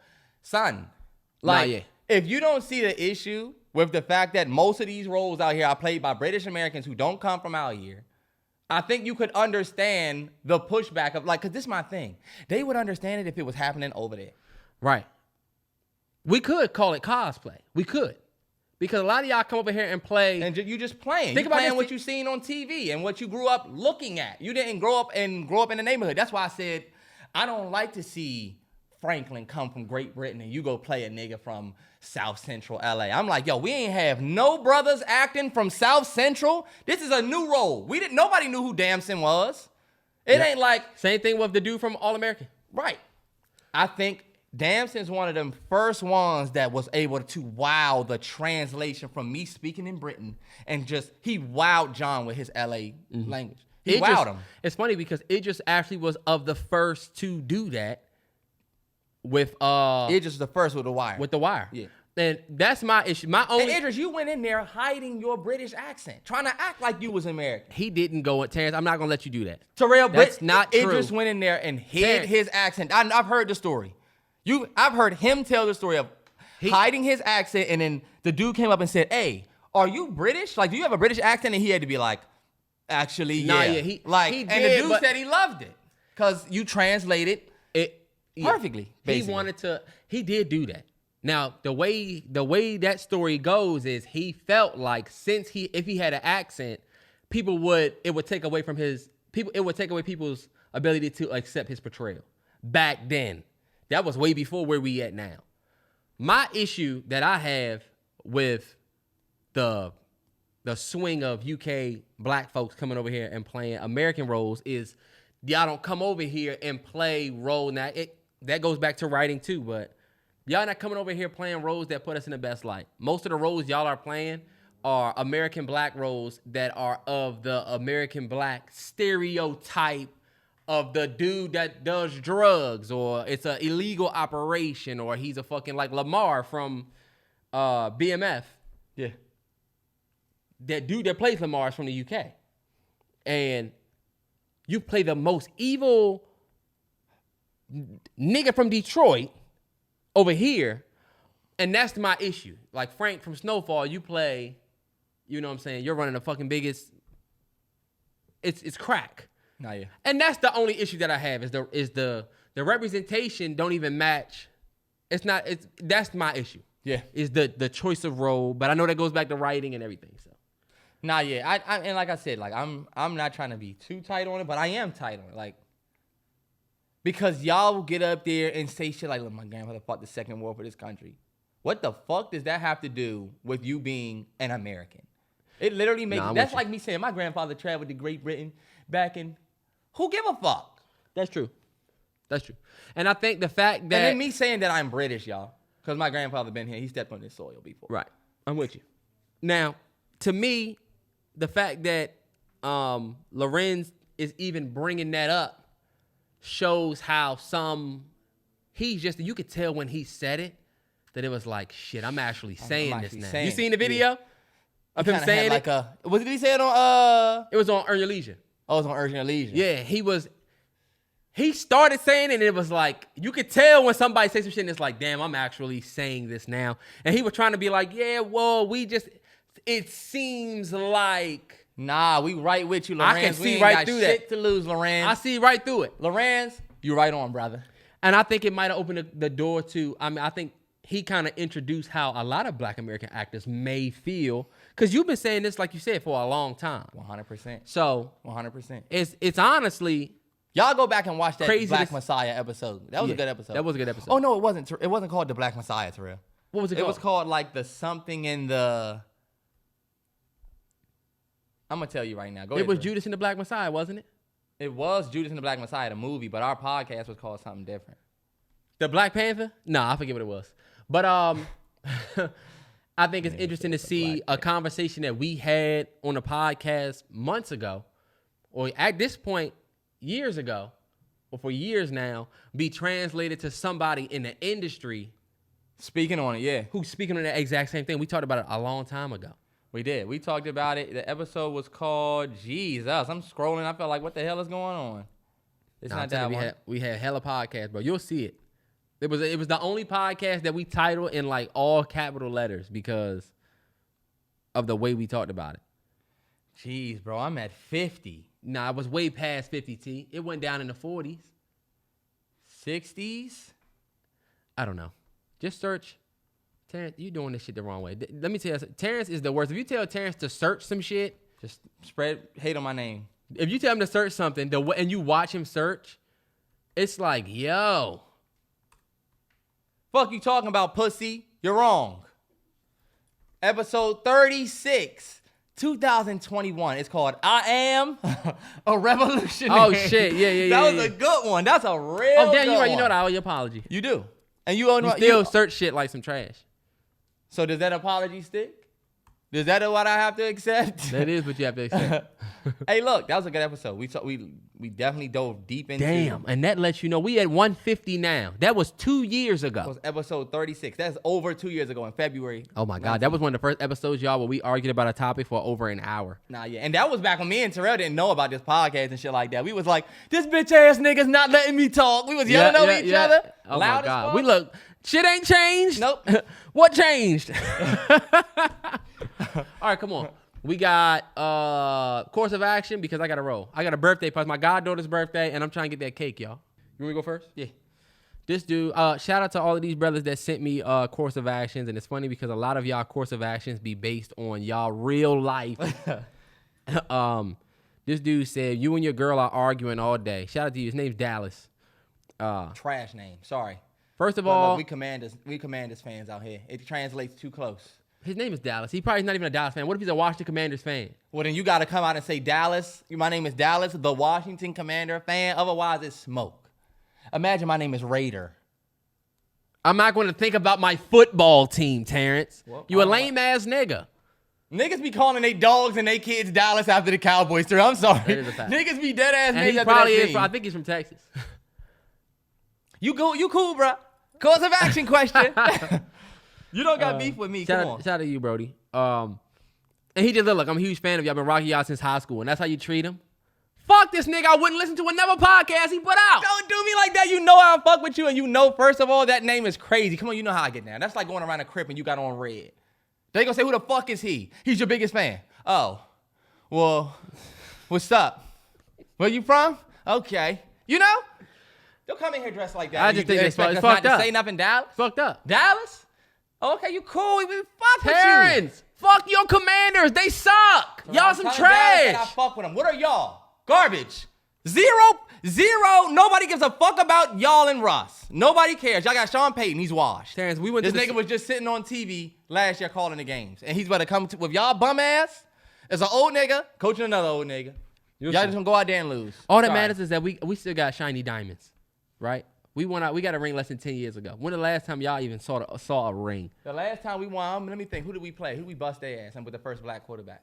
What team did we bust their ass for our last ring? I think they from Colorado. Terrance, y'all didn't beat us in the Super Bowl the last Sure, time the y'all last won. Super Bowl we won Oh yeah, was- y'all did. That was in With the first black quarterback. Okay, Thank you. Terrance, And now that y'all was- got a black quarterback who's corny as hell. Oh yeah, I'm This black. nigga Oh yeah, I'm said, white. look. Oh, I'm a surf guy. Do I'm a y'all hear Spanish what he guy. said? Do y'all hear I'm that? this guy. Do you hear the This age? nigga's a fucking mixed bag Terrance. of. Listen to the age behind your ring. The accolade behind your ring is it was the first black quarterback. We just had 3 black quarterbacks go in the first round. This motherfucker We talking had about the the first first black quarterback win a Super Bowl. When's the last black quarterback to win a Super Bowl? You tell me that, Terrell. Look, this was last year, Pat Mahomes. Pat Mahomes, right? He ain't black. You see his wife and kid? All right, well, anyway, come on. Course of action. Ask my man Dallas questions. My man Dallas. Look, my good man Dallas. Dallas only gonna be listening to the podcast for me. You gonna go look Dallas done already turned this shit off. What'd he say at about you my gonna name? you can go to following and just see me in the MalloryBros Instagram. You not there. But look, he said you and your girl arguing all day. She then she tells you she's going to the grocery store, but she doesn't return until the next day. Obviously, when she walks through the door, she doesn't have groceries. What's the first thing you say when she walks in, based on a true story?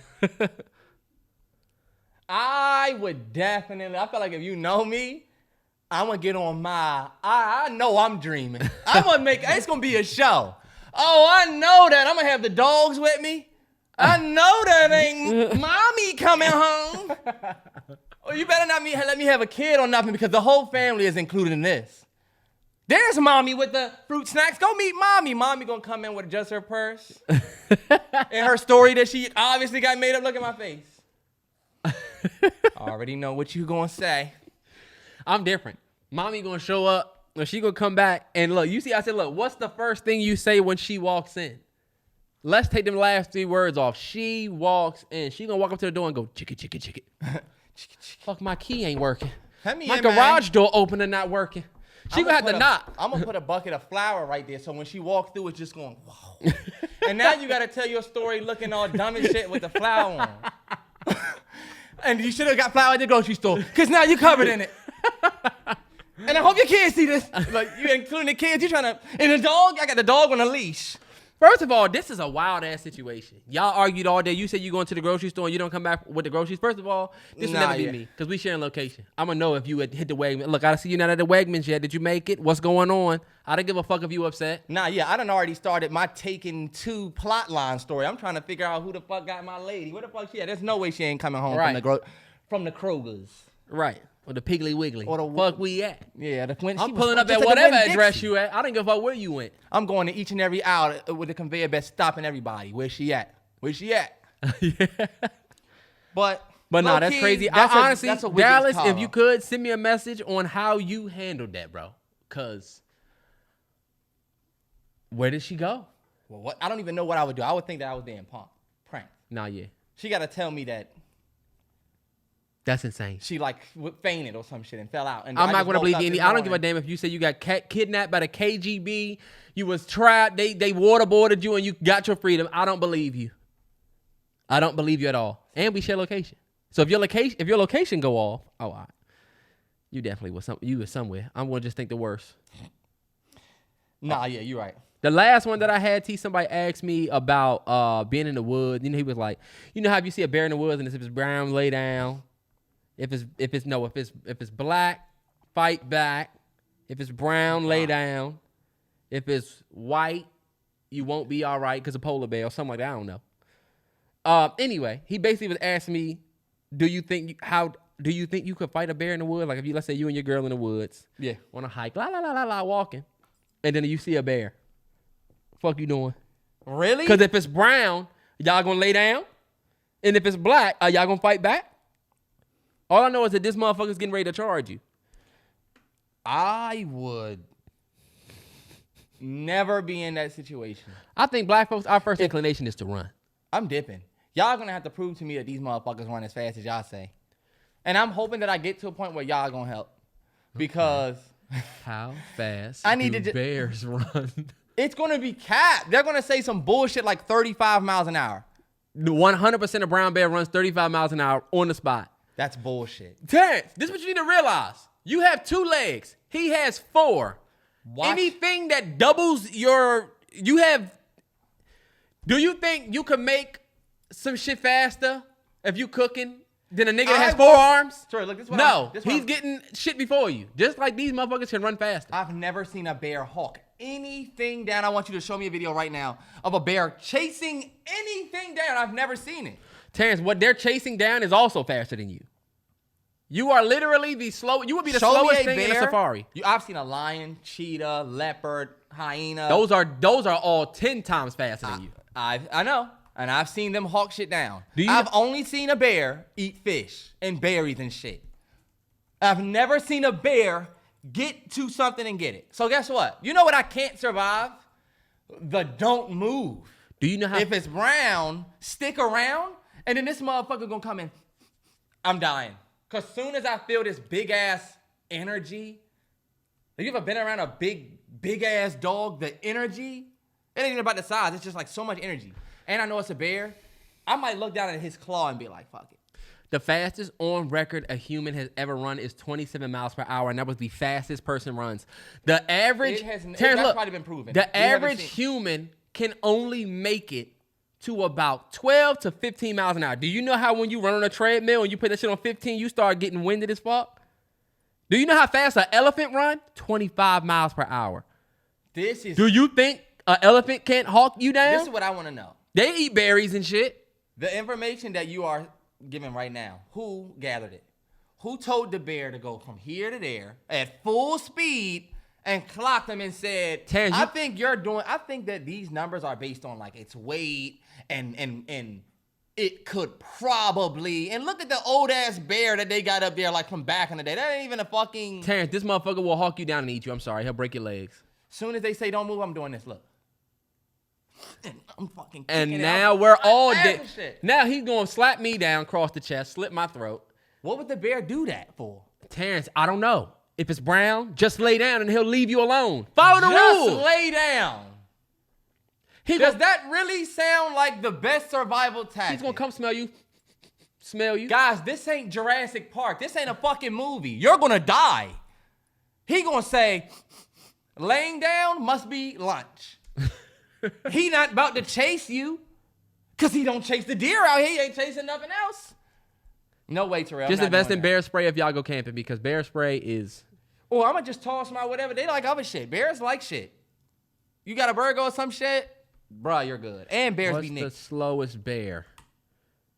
This motherfucker's really on bears. The slowest bear is the sloth bear, which is a weird-ass, ugly-ass bear. And they said technically the sloth is in the bear family. Who the fuck knew that? Who the fuck knew that the sloth was related to the bear? That's your cousin that you don't look like y'all. So you're like, he family. Who? Sloths. You know, sloths, they in the bear family. I thought it was in the monkey family. You kind of look slothish. Terrance, Like what if you a look, sloth boy? was like, yo, I'm trying to be a human. You built like This a the Cody. motherfucker that they would come out with. What kind of... This is what we got. You built like a Kodiak bear. Look it up. That's the one from... That? Yeah. The most popular bear. I'm about to say, that joint looks sweet. If I were to get a bear tattoo, I'm getting a Kodiak bear tat. Grizzly. I want the big joint. Grizzly? Nah, them the motherfuckers that you'll definitely die. Terrance, you will die from the Kodiak. You will die from the polar. You will die from the brown. You will die from the Alaskan Molasarian joint. I'm not dying from a polar bear. Them motherfuckers not even...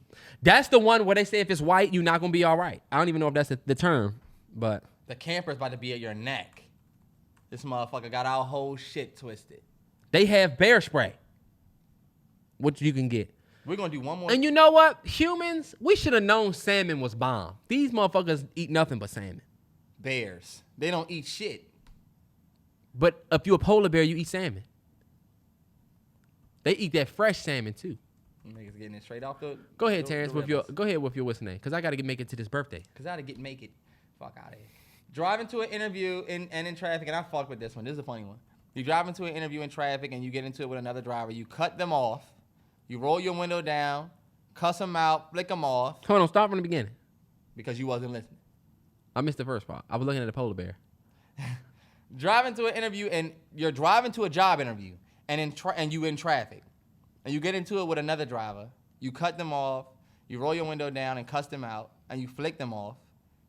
You get into it. You get to your destination where you're interviewing, and the person that was in traffic is the person you're interviewing with. Like, the person you flicked off and cussed out, that's the person who you interview with. Oh, damn. You walk in. I already cut them off. You already cussed them out, flicked them off. Damn. And the way you walk in, when you walk in, they're sitting right there. I'm going to be completely honest and just try to see if this interview is even worth having. You know what I'm saying? Yeah. Number one, what I just displayed was my dedication to this job. I just displayed nothing but pure dedication, willpower, will break the law to show how committed I am to this company. Yeah. Can we still have the interview or no? Yeah, don't let him be on the panel because, look, I'm talking to the whole panel. The dedication that I had for this job was just put on display before I got here and Philip knows. I read his name tag. Look, things that I said to you, Philip, I don't know if you want to share with everybody. Nah, because if I'm on the panel, I'm like, what the fuck happened, Phil? Phil, what did he do? What's he talking about? He called me a bitch. And if you do that, Phil, then you just lit me. You gonna light me up, and I'm lighting you up in front of your whole staff. You better not do that. This is my thing, Phil. Low key, if I'm flicking you off and I'm cussing you out, I'm not doing that shit for no reason because I'm not the road rage type. You must have really got under my skin. So low key, when I get to the job interview, I might lose my shit when I see bruh. Remember when Will Smith in Pursuit of Happiness was met up with Jay Twistle? And then Jay Twistle got him to interview with the older white dude that ran the company, and they ended up giving him a job, even though he didn't have on a shirt. Yes, Terrell, I've seen Pursuit of Happiness. That's your moment right there. You should still be able to get that job. You just got to say some clever shit like he said. Nah, see, that's not that moment. That moment, he got there, he was on time, he just wasn't dressed right. This man had paint on him. He had on a wife beater and a gray windbreaker. But look, he didn't have no conflict with them to pick them. The Pursuit of Happiness joint would be like the dude he didn't pay in a taxi cab when he gets there. The taxi driver is one of the people that's interviewing. I'm like, oh, you just disrespecting me. Like, you flick this person off. Fuck you, motherfucker. You don't know how to fucking drive. Then I get to my interview. I'm sounding all professional. Yes, sir. Yes, sir. But it just hurt my street voice. You know what? What if you're if I'm the interviewer and that happened? I don't know. I used to be I was a fringe guy like this. I might hire you. Yeah, because you got that. Shit. You're not afraid. You at the Kobe thing. Anybody that's not afraid to fuck with me is not afraid to play with me type shit. Yeah. It's just sometimes you got to use that fire in the right place. Then you see that motherfucker going off on a customer and you say, oh, damn, this was a bad mistake. Because low-key. Oh, no. I don't care what y'all say in that situation. You're not getting that job. It's a wrap. You're not. I used to have, rest in peace, my boy Matthias. Matthias was 16. He was the most hood. And he ended up, unfortunately passing away earlier this year. But he was somebody that was fiery, and the average person probably wouldn't take him serious. And we said, we about to give this shout out to my boy Steve. Steve is the one who actually hired him. When I met Matthias, I said, oh, hell no. He hood as hell. Steve. But then look, he was sharp as fuck in sales. He was great. Put that motherfucker in the front. He was my best personal credit card. He used to say shit. I used to tell you this. He used to say shit that had nothing to do with the store. Fuck these other stores, bro. Ain't nobody fucking with us. We'd be like, bro, it's not a competition. It's fine. We're not beefing with any of these other stores. We all good. We just trying to make budget. Yeah. But that fire, we used that fire. He ended up being great. Sad we couldn't keep him because he ended up losing his life. Nah, yeah. Same shit. R.I.P. He was definitely a cool guy. He was great. Just needed that redirection, Mm-hmm. This is what we'll say for sports. My Grizzlies got bounced, and it was in the most embarrassing fashion ever. Let me tell y'all something, right? Because I love that series. Shout out to the Lake Show. Shout out to the Lakers fans. Just beat Golden State in Game 1. That was phenomenal. And honestly, the Lakers are really proving my early predictions about them very wrong because AD has blossomed into something crazy. They got people stepping up, XYZ. Back to the Grizzlies. These motherfuckers didn't go out there and lose by 5. Damn, it came down to the wire. Look, they up 2. Somebody got a lucky 3. There's 2 seconds left. There's nothing else you can do. Grizzlies lose. These motherfuckers went out and got destroyed in the worst way. It made it so that you can't even say, damn, that last call was bullshit. We could have won type shit. It was just embarrassing, bro. That was bad. It was painful to watch. Even when they started putting in when they took Bron them out, yeah, you got random motherfuckers making threes back to back for the Lakers. It was bad, bro. It was bad. Nah, it was. It was bad. There's no parade in Memphis. It's not no parade inside that city. Got to give it to L.A. We got to give it to L.A. They about to get smoked by my Warriors. I don't know if I said this on the TO on Twitter, but just beat their ass in Game 1 at the Bay. I'm officially rocking with the Golden State Warriors. I said that they was underdogs on Twitter, and everybody was like killing me because they're the reigning champs. And I didn't really mean that they entered the playoffs as underdogs. I just meant I think going forward against the Nets, Suns, and Lakers. You mean Nuggets? I'm sorry, Nuggets, Suns, and Lakers. I just feel like I don't see them beating either of those 3 teams. And y'all saw it last night with the Lakers. It's not as clean cut as it was last year for sure. And it wasn't clean cut last year either though. That's why they're not underdogs. Because they didn't win like they was the number 1 seed last year. And we've been, since the last podcast, Steph put up 50. You had James Harden put up that crazy 45-point game. Like, the NBA playoffs is just great. I wish we had like a daily show we could do because it does seem like it's a lot to keep up with. But it's definitely a lot of basketball. Who are you going with? Philly and Boston? Yeah. Man, I love the Celtics. I love that Celtics team. Yeah. I love Jason Tatum, Jaylen Brown. I'm a big Derek White fan. I'm rocking with the Sixers and the MVP. Joel Embiid. He got a pity award. Let's talk about it. You cried for the award and got it. Only thing you led in was scoring. I think they would have said that was it. That's all you led was scoring, and you had great defense. You had better defense than Jokic. They would have said he cried for it regardless. I just feel like, to me, it's tough to beat that. That nobody wanted to give Jokic the 3rd in a row. But I'm of the belief that when you just look at it, this motherfucker, he was better than you. And now he's outplaying you again, and you're hurt. You know what I'm saying? Yeah. And then you know what? I was kind of with people saying, all right, let's see. But then when you really peel back the stats, it's like, damn, he averaged more than this for you. Damn. Okay, you got scoring, but he got this, he got that, he got this. And then you have defense. Cool. But I get it. I respect the Embiid. It was going to be either 1 or 2. Yeah. How do you feel about going back to the Memphis thing? How you feel about Dylan Brooks, being told that he's not coming back under certain circumstances. There's a lot of response to that. I'm not rooting for no player's demise. I actually fucked with the fact that Dillon Brooks wasn't afraid to go at Bron and talk shit. And you know what happens in sports and media? You talk shit, and you know sometimes you get your foot in your mouth. Sometimes you talk shit and you lose. Sometimes you talk shit and you win. I think a lot of people don't like the way in which he talks shit, and I think the learning lesson comes from that. But I don't think any of us want to see him without a job. It's the same thing. We watched it happen with Kyle Kuzma. I watched y'all do it. The first time I ever really seen it was with Kyle Kuzma. Kyle Kuzma did not perform the greatest in the finals. Mm-hmm. And literally, LA, people, they shit on Kyle Kuzma. They shit on him so bad that I wanted him to be good. And then all of a sudden, he came to the Wizards, and I'm like, oh, I'm behind you tenfold now. And what did he do? Came to the Wizards and cooked. And what are people saying? Nothing. People ain't even saying, damn, y'all, we were wrong about Kyle Kuzma. People ain't even saying that. We watched LA fans say his career was over with, low-key. You're finished. You're just going to go to Washington and be trash. So my thing is, and the only reason why I'm bringing this up, because he balled out in Washington, and whether he gets it from us or somebody else, Kyle Kuzma's getting a huge contract coming up. So just letting y'all know that he's getting his money. So y'all look dumb, everybody who counted him out. Didn't people shit on him because they were trying to make it seem like he didn't have a good finals performance, bro?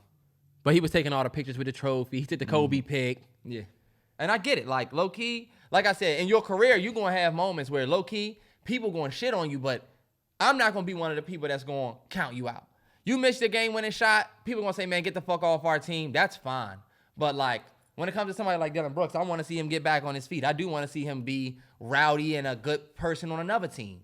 I do think them not bringing him back to Memphis is strictly because there's too much going on around our team, and you became low-key bigger than everything. Mm-hmm. Your shit talk low-key amping other teams up. They want to play us. Yeah. And I honestly felt like it was a culture that y'all allowed and y'all created from a leadership perspective. Uh-huh. Because you're not doing that if your coach is Ime Udoka. You're not doing that if your coach is one of these. Even like a you talking like a Greg Popovich, a Doc Rivers. Even what's my man that coached the Clippers? Doc Rivers. No, not Doc Rivers. He coached Philly. Clippers is it Ty Lue. Even somebody like that, like the cultures that these coaches create, you're responsible for the culture you create. There's a lot of leadership problems in Memphis. I didn't like the fact that they said, oh yeah, he's not coming back under any circumstance, because even though he was on some bullshit, Memphis it makes it seem like you putting it all on this man's shoulders type shit, in a sense. That's what Perk was talking about. Like, okay, he couldn't back up his trash talk. But defensively, defense was his strong suit. He was terrible on defense. He had that 3 that wasn't going in. Even though it's on him, Perk, we don't want to hear that shit from you and nobody from the media, because low-key the media be having a little something to do with that. Y'all will get up there and say, yeah, Dillon Brooks is trash. Oh, yeah, he's trash. He can't hit this. Man, if you think that that's not aiding to them not bringing people back, because even in the media, you don't want a player like that on your team. The same way they don't want Russ. The same way they dog Russ. But it's the same. I mean, but I get what Perk's now saying. People don't want to have the Russ on their team. Perk's saying the same thing you saying, though. Like, all right. And he will probably say the same about Russ. Nah, yeah, he did. But my thing is this. They'll come out and say it afterwards, but then my issue is if Perk had a say in everybody shitting on him. Because low-key, you're right. Everybody kind of has a hand in creating this. Even the fans. The fans jump on board with fuck Dillon Brooks, fuck him. It make me as an owner be like, all right, yikes. It does. And damn, I forget what I was getting ready to say. You see how the Knicks fans are running the receipts on everybody that was talking shit? That's one thing that I did want to say about the Knicks. Because the Knicks are doing really well. But who are the Knicks playing right now? They're playing the Heat. Oh, it's 1-1 right now. I don't know why I'm tripping. Yeah. I'm sorry. That's the one series we didn't talk about. The Heat. That and then the Nuggets and Suns. Nah, yeah. Oh, yeah, we did. But, I mean, everything is kind of still, everything's up in the air. I think the Nuggets are going to win. And we can't really talk right now, and then y'all tune in next week, and then the series be over. Yeah. So. Exactly, yeah, no bullshit. But the Knicks fans, Michael Rappaport was like, you remember, I don't know if you remember this, but they was running all of the receipts. Michael Rappaport was like, fuck the Knicks, I'm out. He was a big Knicks fan. Then he showed up with that Nets gear on. He basically said fuck the Knicks and went to the Nets. Now that the Knicks are doing great, Oh, now he's trying. now to he's trying to say I'm a real Knicks fan. Fuck out of here. Same thing with Stephen A. They were talking about Stephen A. You talk shit about the Knicks for years. Now they're doing good, and you want to be all happy and you clapping and shit in that. Can't poster. do that. Can't do that to Stephen A. Why not? Because we've watched Stephen A. at least stand by the Knicks. You never seen Stephen A. say Stand fuck the by. Knicks. The Knicks Terrell, fans were saying the Knicks have done horrible things that deserved Stephen A.'s reactions. When they drafted that dude Frank, they drafted the French black dude over mad talent, and then Stephen A. was like, "Yo." When Stephen A. was critical that they didn't go out and get Donovan Mitchell, he was not on board with Jalen Brunson at first. And now guess what? Jalen Brunson is the best player, and the Knicks fans kept the receipts. Shout out to the Knicks. Y'all doing well. Who did the Knicks not get? Donovan Mitchell. Didn't the Knicks not get? Donovan Mitchell wanted to go to the Knicks. He's from New York, remember? Yeah. Damn, it's full circle how they ended up losing to The Knicks? the Cavs ended up losing to the Knicks. For him. With that I'm person. just thinking about, what was I thinking about? Stephen A. With Stephen A. I was thinking about when they drafted. They got, they were supposed to get Zion, remember? But then in the lottery, they got the third pick, so they ended up getting RJ Barrett. RJ Barrett, but it was He funny. balling. I've been looking at Stephen A. do this shit for a minute. You know what, T? Let's end with movie suggestion. Okay, yeah. And definitely want to send prayers to Jamie Foxx. His family just recently said to keep praying for him because we don't know what's going on. And I said, damn, you know what? This is kind of flying under people's radar because we know he's alive. Mm-hmm. But obviously something serious happened and something's not right. So in light of, all of our thoughts and prayers for Jamie, we doing a movie suggestion week, but it's Jamie Foxx movies. And I'll go first. My movie suggestion is Law Abiding Citizen, 2009, Jamie Foxx, Gerard Butler. One of my favorite Jamie Foxx movies in terms of like him not being on some funny shit, but like being on some serious shit. That movie is crazy. You never seen Law Abiding Citizen? I think it's on HBO Max. But it's a great movie. It's about Gerard Butler. It's all over Netflix though. Nah, yeah. Gerard Butler gets locked up. It's a great movie. It's literally one of the. It's a black classic. That's a classic, yeah. Black people all over the world love Law Abiding Citizen. Yeah, we sure did. That is a movie that we will sit and watch from the top to the bottom of that joint. Viola Davis is in it. It's Viola Davis. Yeah, it's dope. I'm going to give, to me, what I think is one of Jamie Foxx's best acting performances. And y'all know this is going to be biased, but like, I'm going to say, matter of fact, I'm going to give two. The first one is going to be Django Unchained, of course. Mm-hmm. To me, I think what he had to go through in that movie and the impact that he made on that character, when you look at the way it was written versus how it was done. Of course, he's in partnership with a good director, but like, that's one of my favorite Jamie Foxx like roles. Like to me, I just think he kind of like he made me feel like it was a real thing. You know what I'm saying? Uh-huh. That's one thing that Jamie Foxx do with his roles. The second movie that I'm gonna recommend Jamie Foxx is gonna be Ali. We done talked about it already. Oh yeah. But like just another role where you just look at Jamie Foxx and you're like, damn, bro can really transform, and he just be looking just like Jamie Foxx. He's Jamie Foxx, but he can legit transform. He's one of my favorite actors, like that I grew up watching. Like we grew up watching Jamie Foxx. When you think about it, Jamie Foxx show. The Jamie Foxx show. His stand-ups are great. He's just a great guy. I hope that he pulls through because he is one of our legends that like, he's to me he's a true legend. So I'm glad that they said that if the doctors didn't revive him, that he would have died or something like that. Nah, yeah, and you know what? Like his condition and all of this stuff is being kept in secret, and I get it because they trying to do everything for themselves as family. But on that level, I just hate that we have this new limbo that they've put us in. Because something would happen. We didn't know about it. You know what I'm saying? But then all of a sudden, now we know something happened, but it's just the family wants privacy, the family wants privacy, the family wants privacy now. And it's like, damn, I wish we didn't even know. Which I understand. Yeah, I do understand. They told you what happened. They told, you know what I'm saying? But yeah, Ali and Django Unchained, both of those, I think are on Netflix. Django Unchained might be on something else. Oh, apparently Terrance, he just posted on Instagram. Really? Jamie Foxx. He just posted on Instagram and put, appreciate all the love, feeling blessed. Hey. Yes! Turn up. Thank God. Shout out Jamie Foxx, man. I go comment. Love you, King. Love you, King. You got the, what's the name? That's going to be 150 episodes in the books.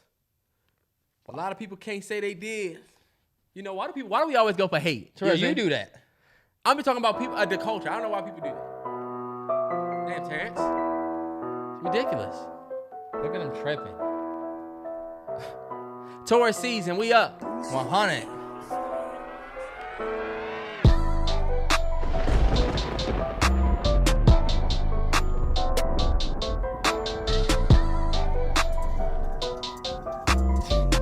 You drink that like a kid.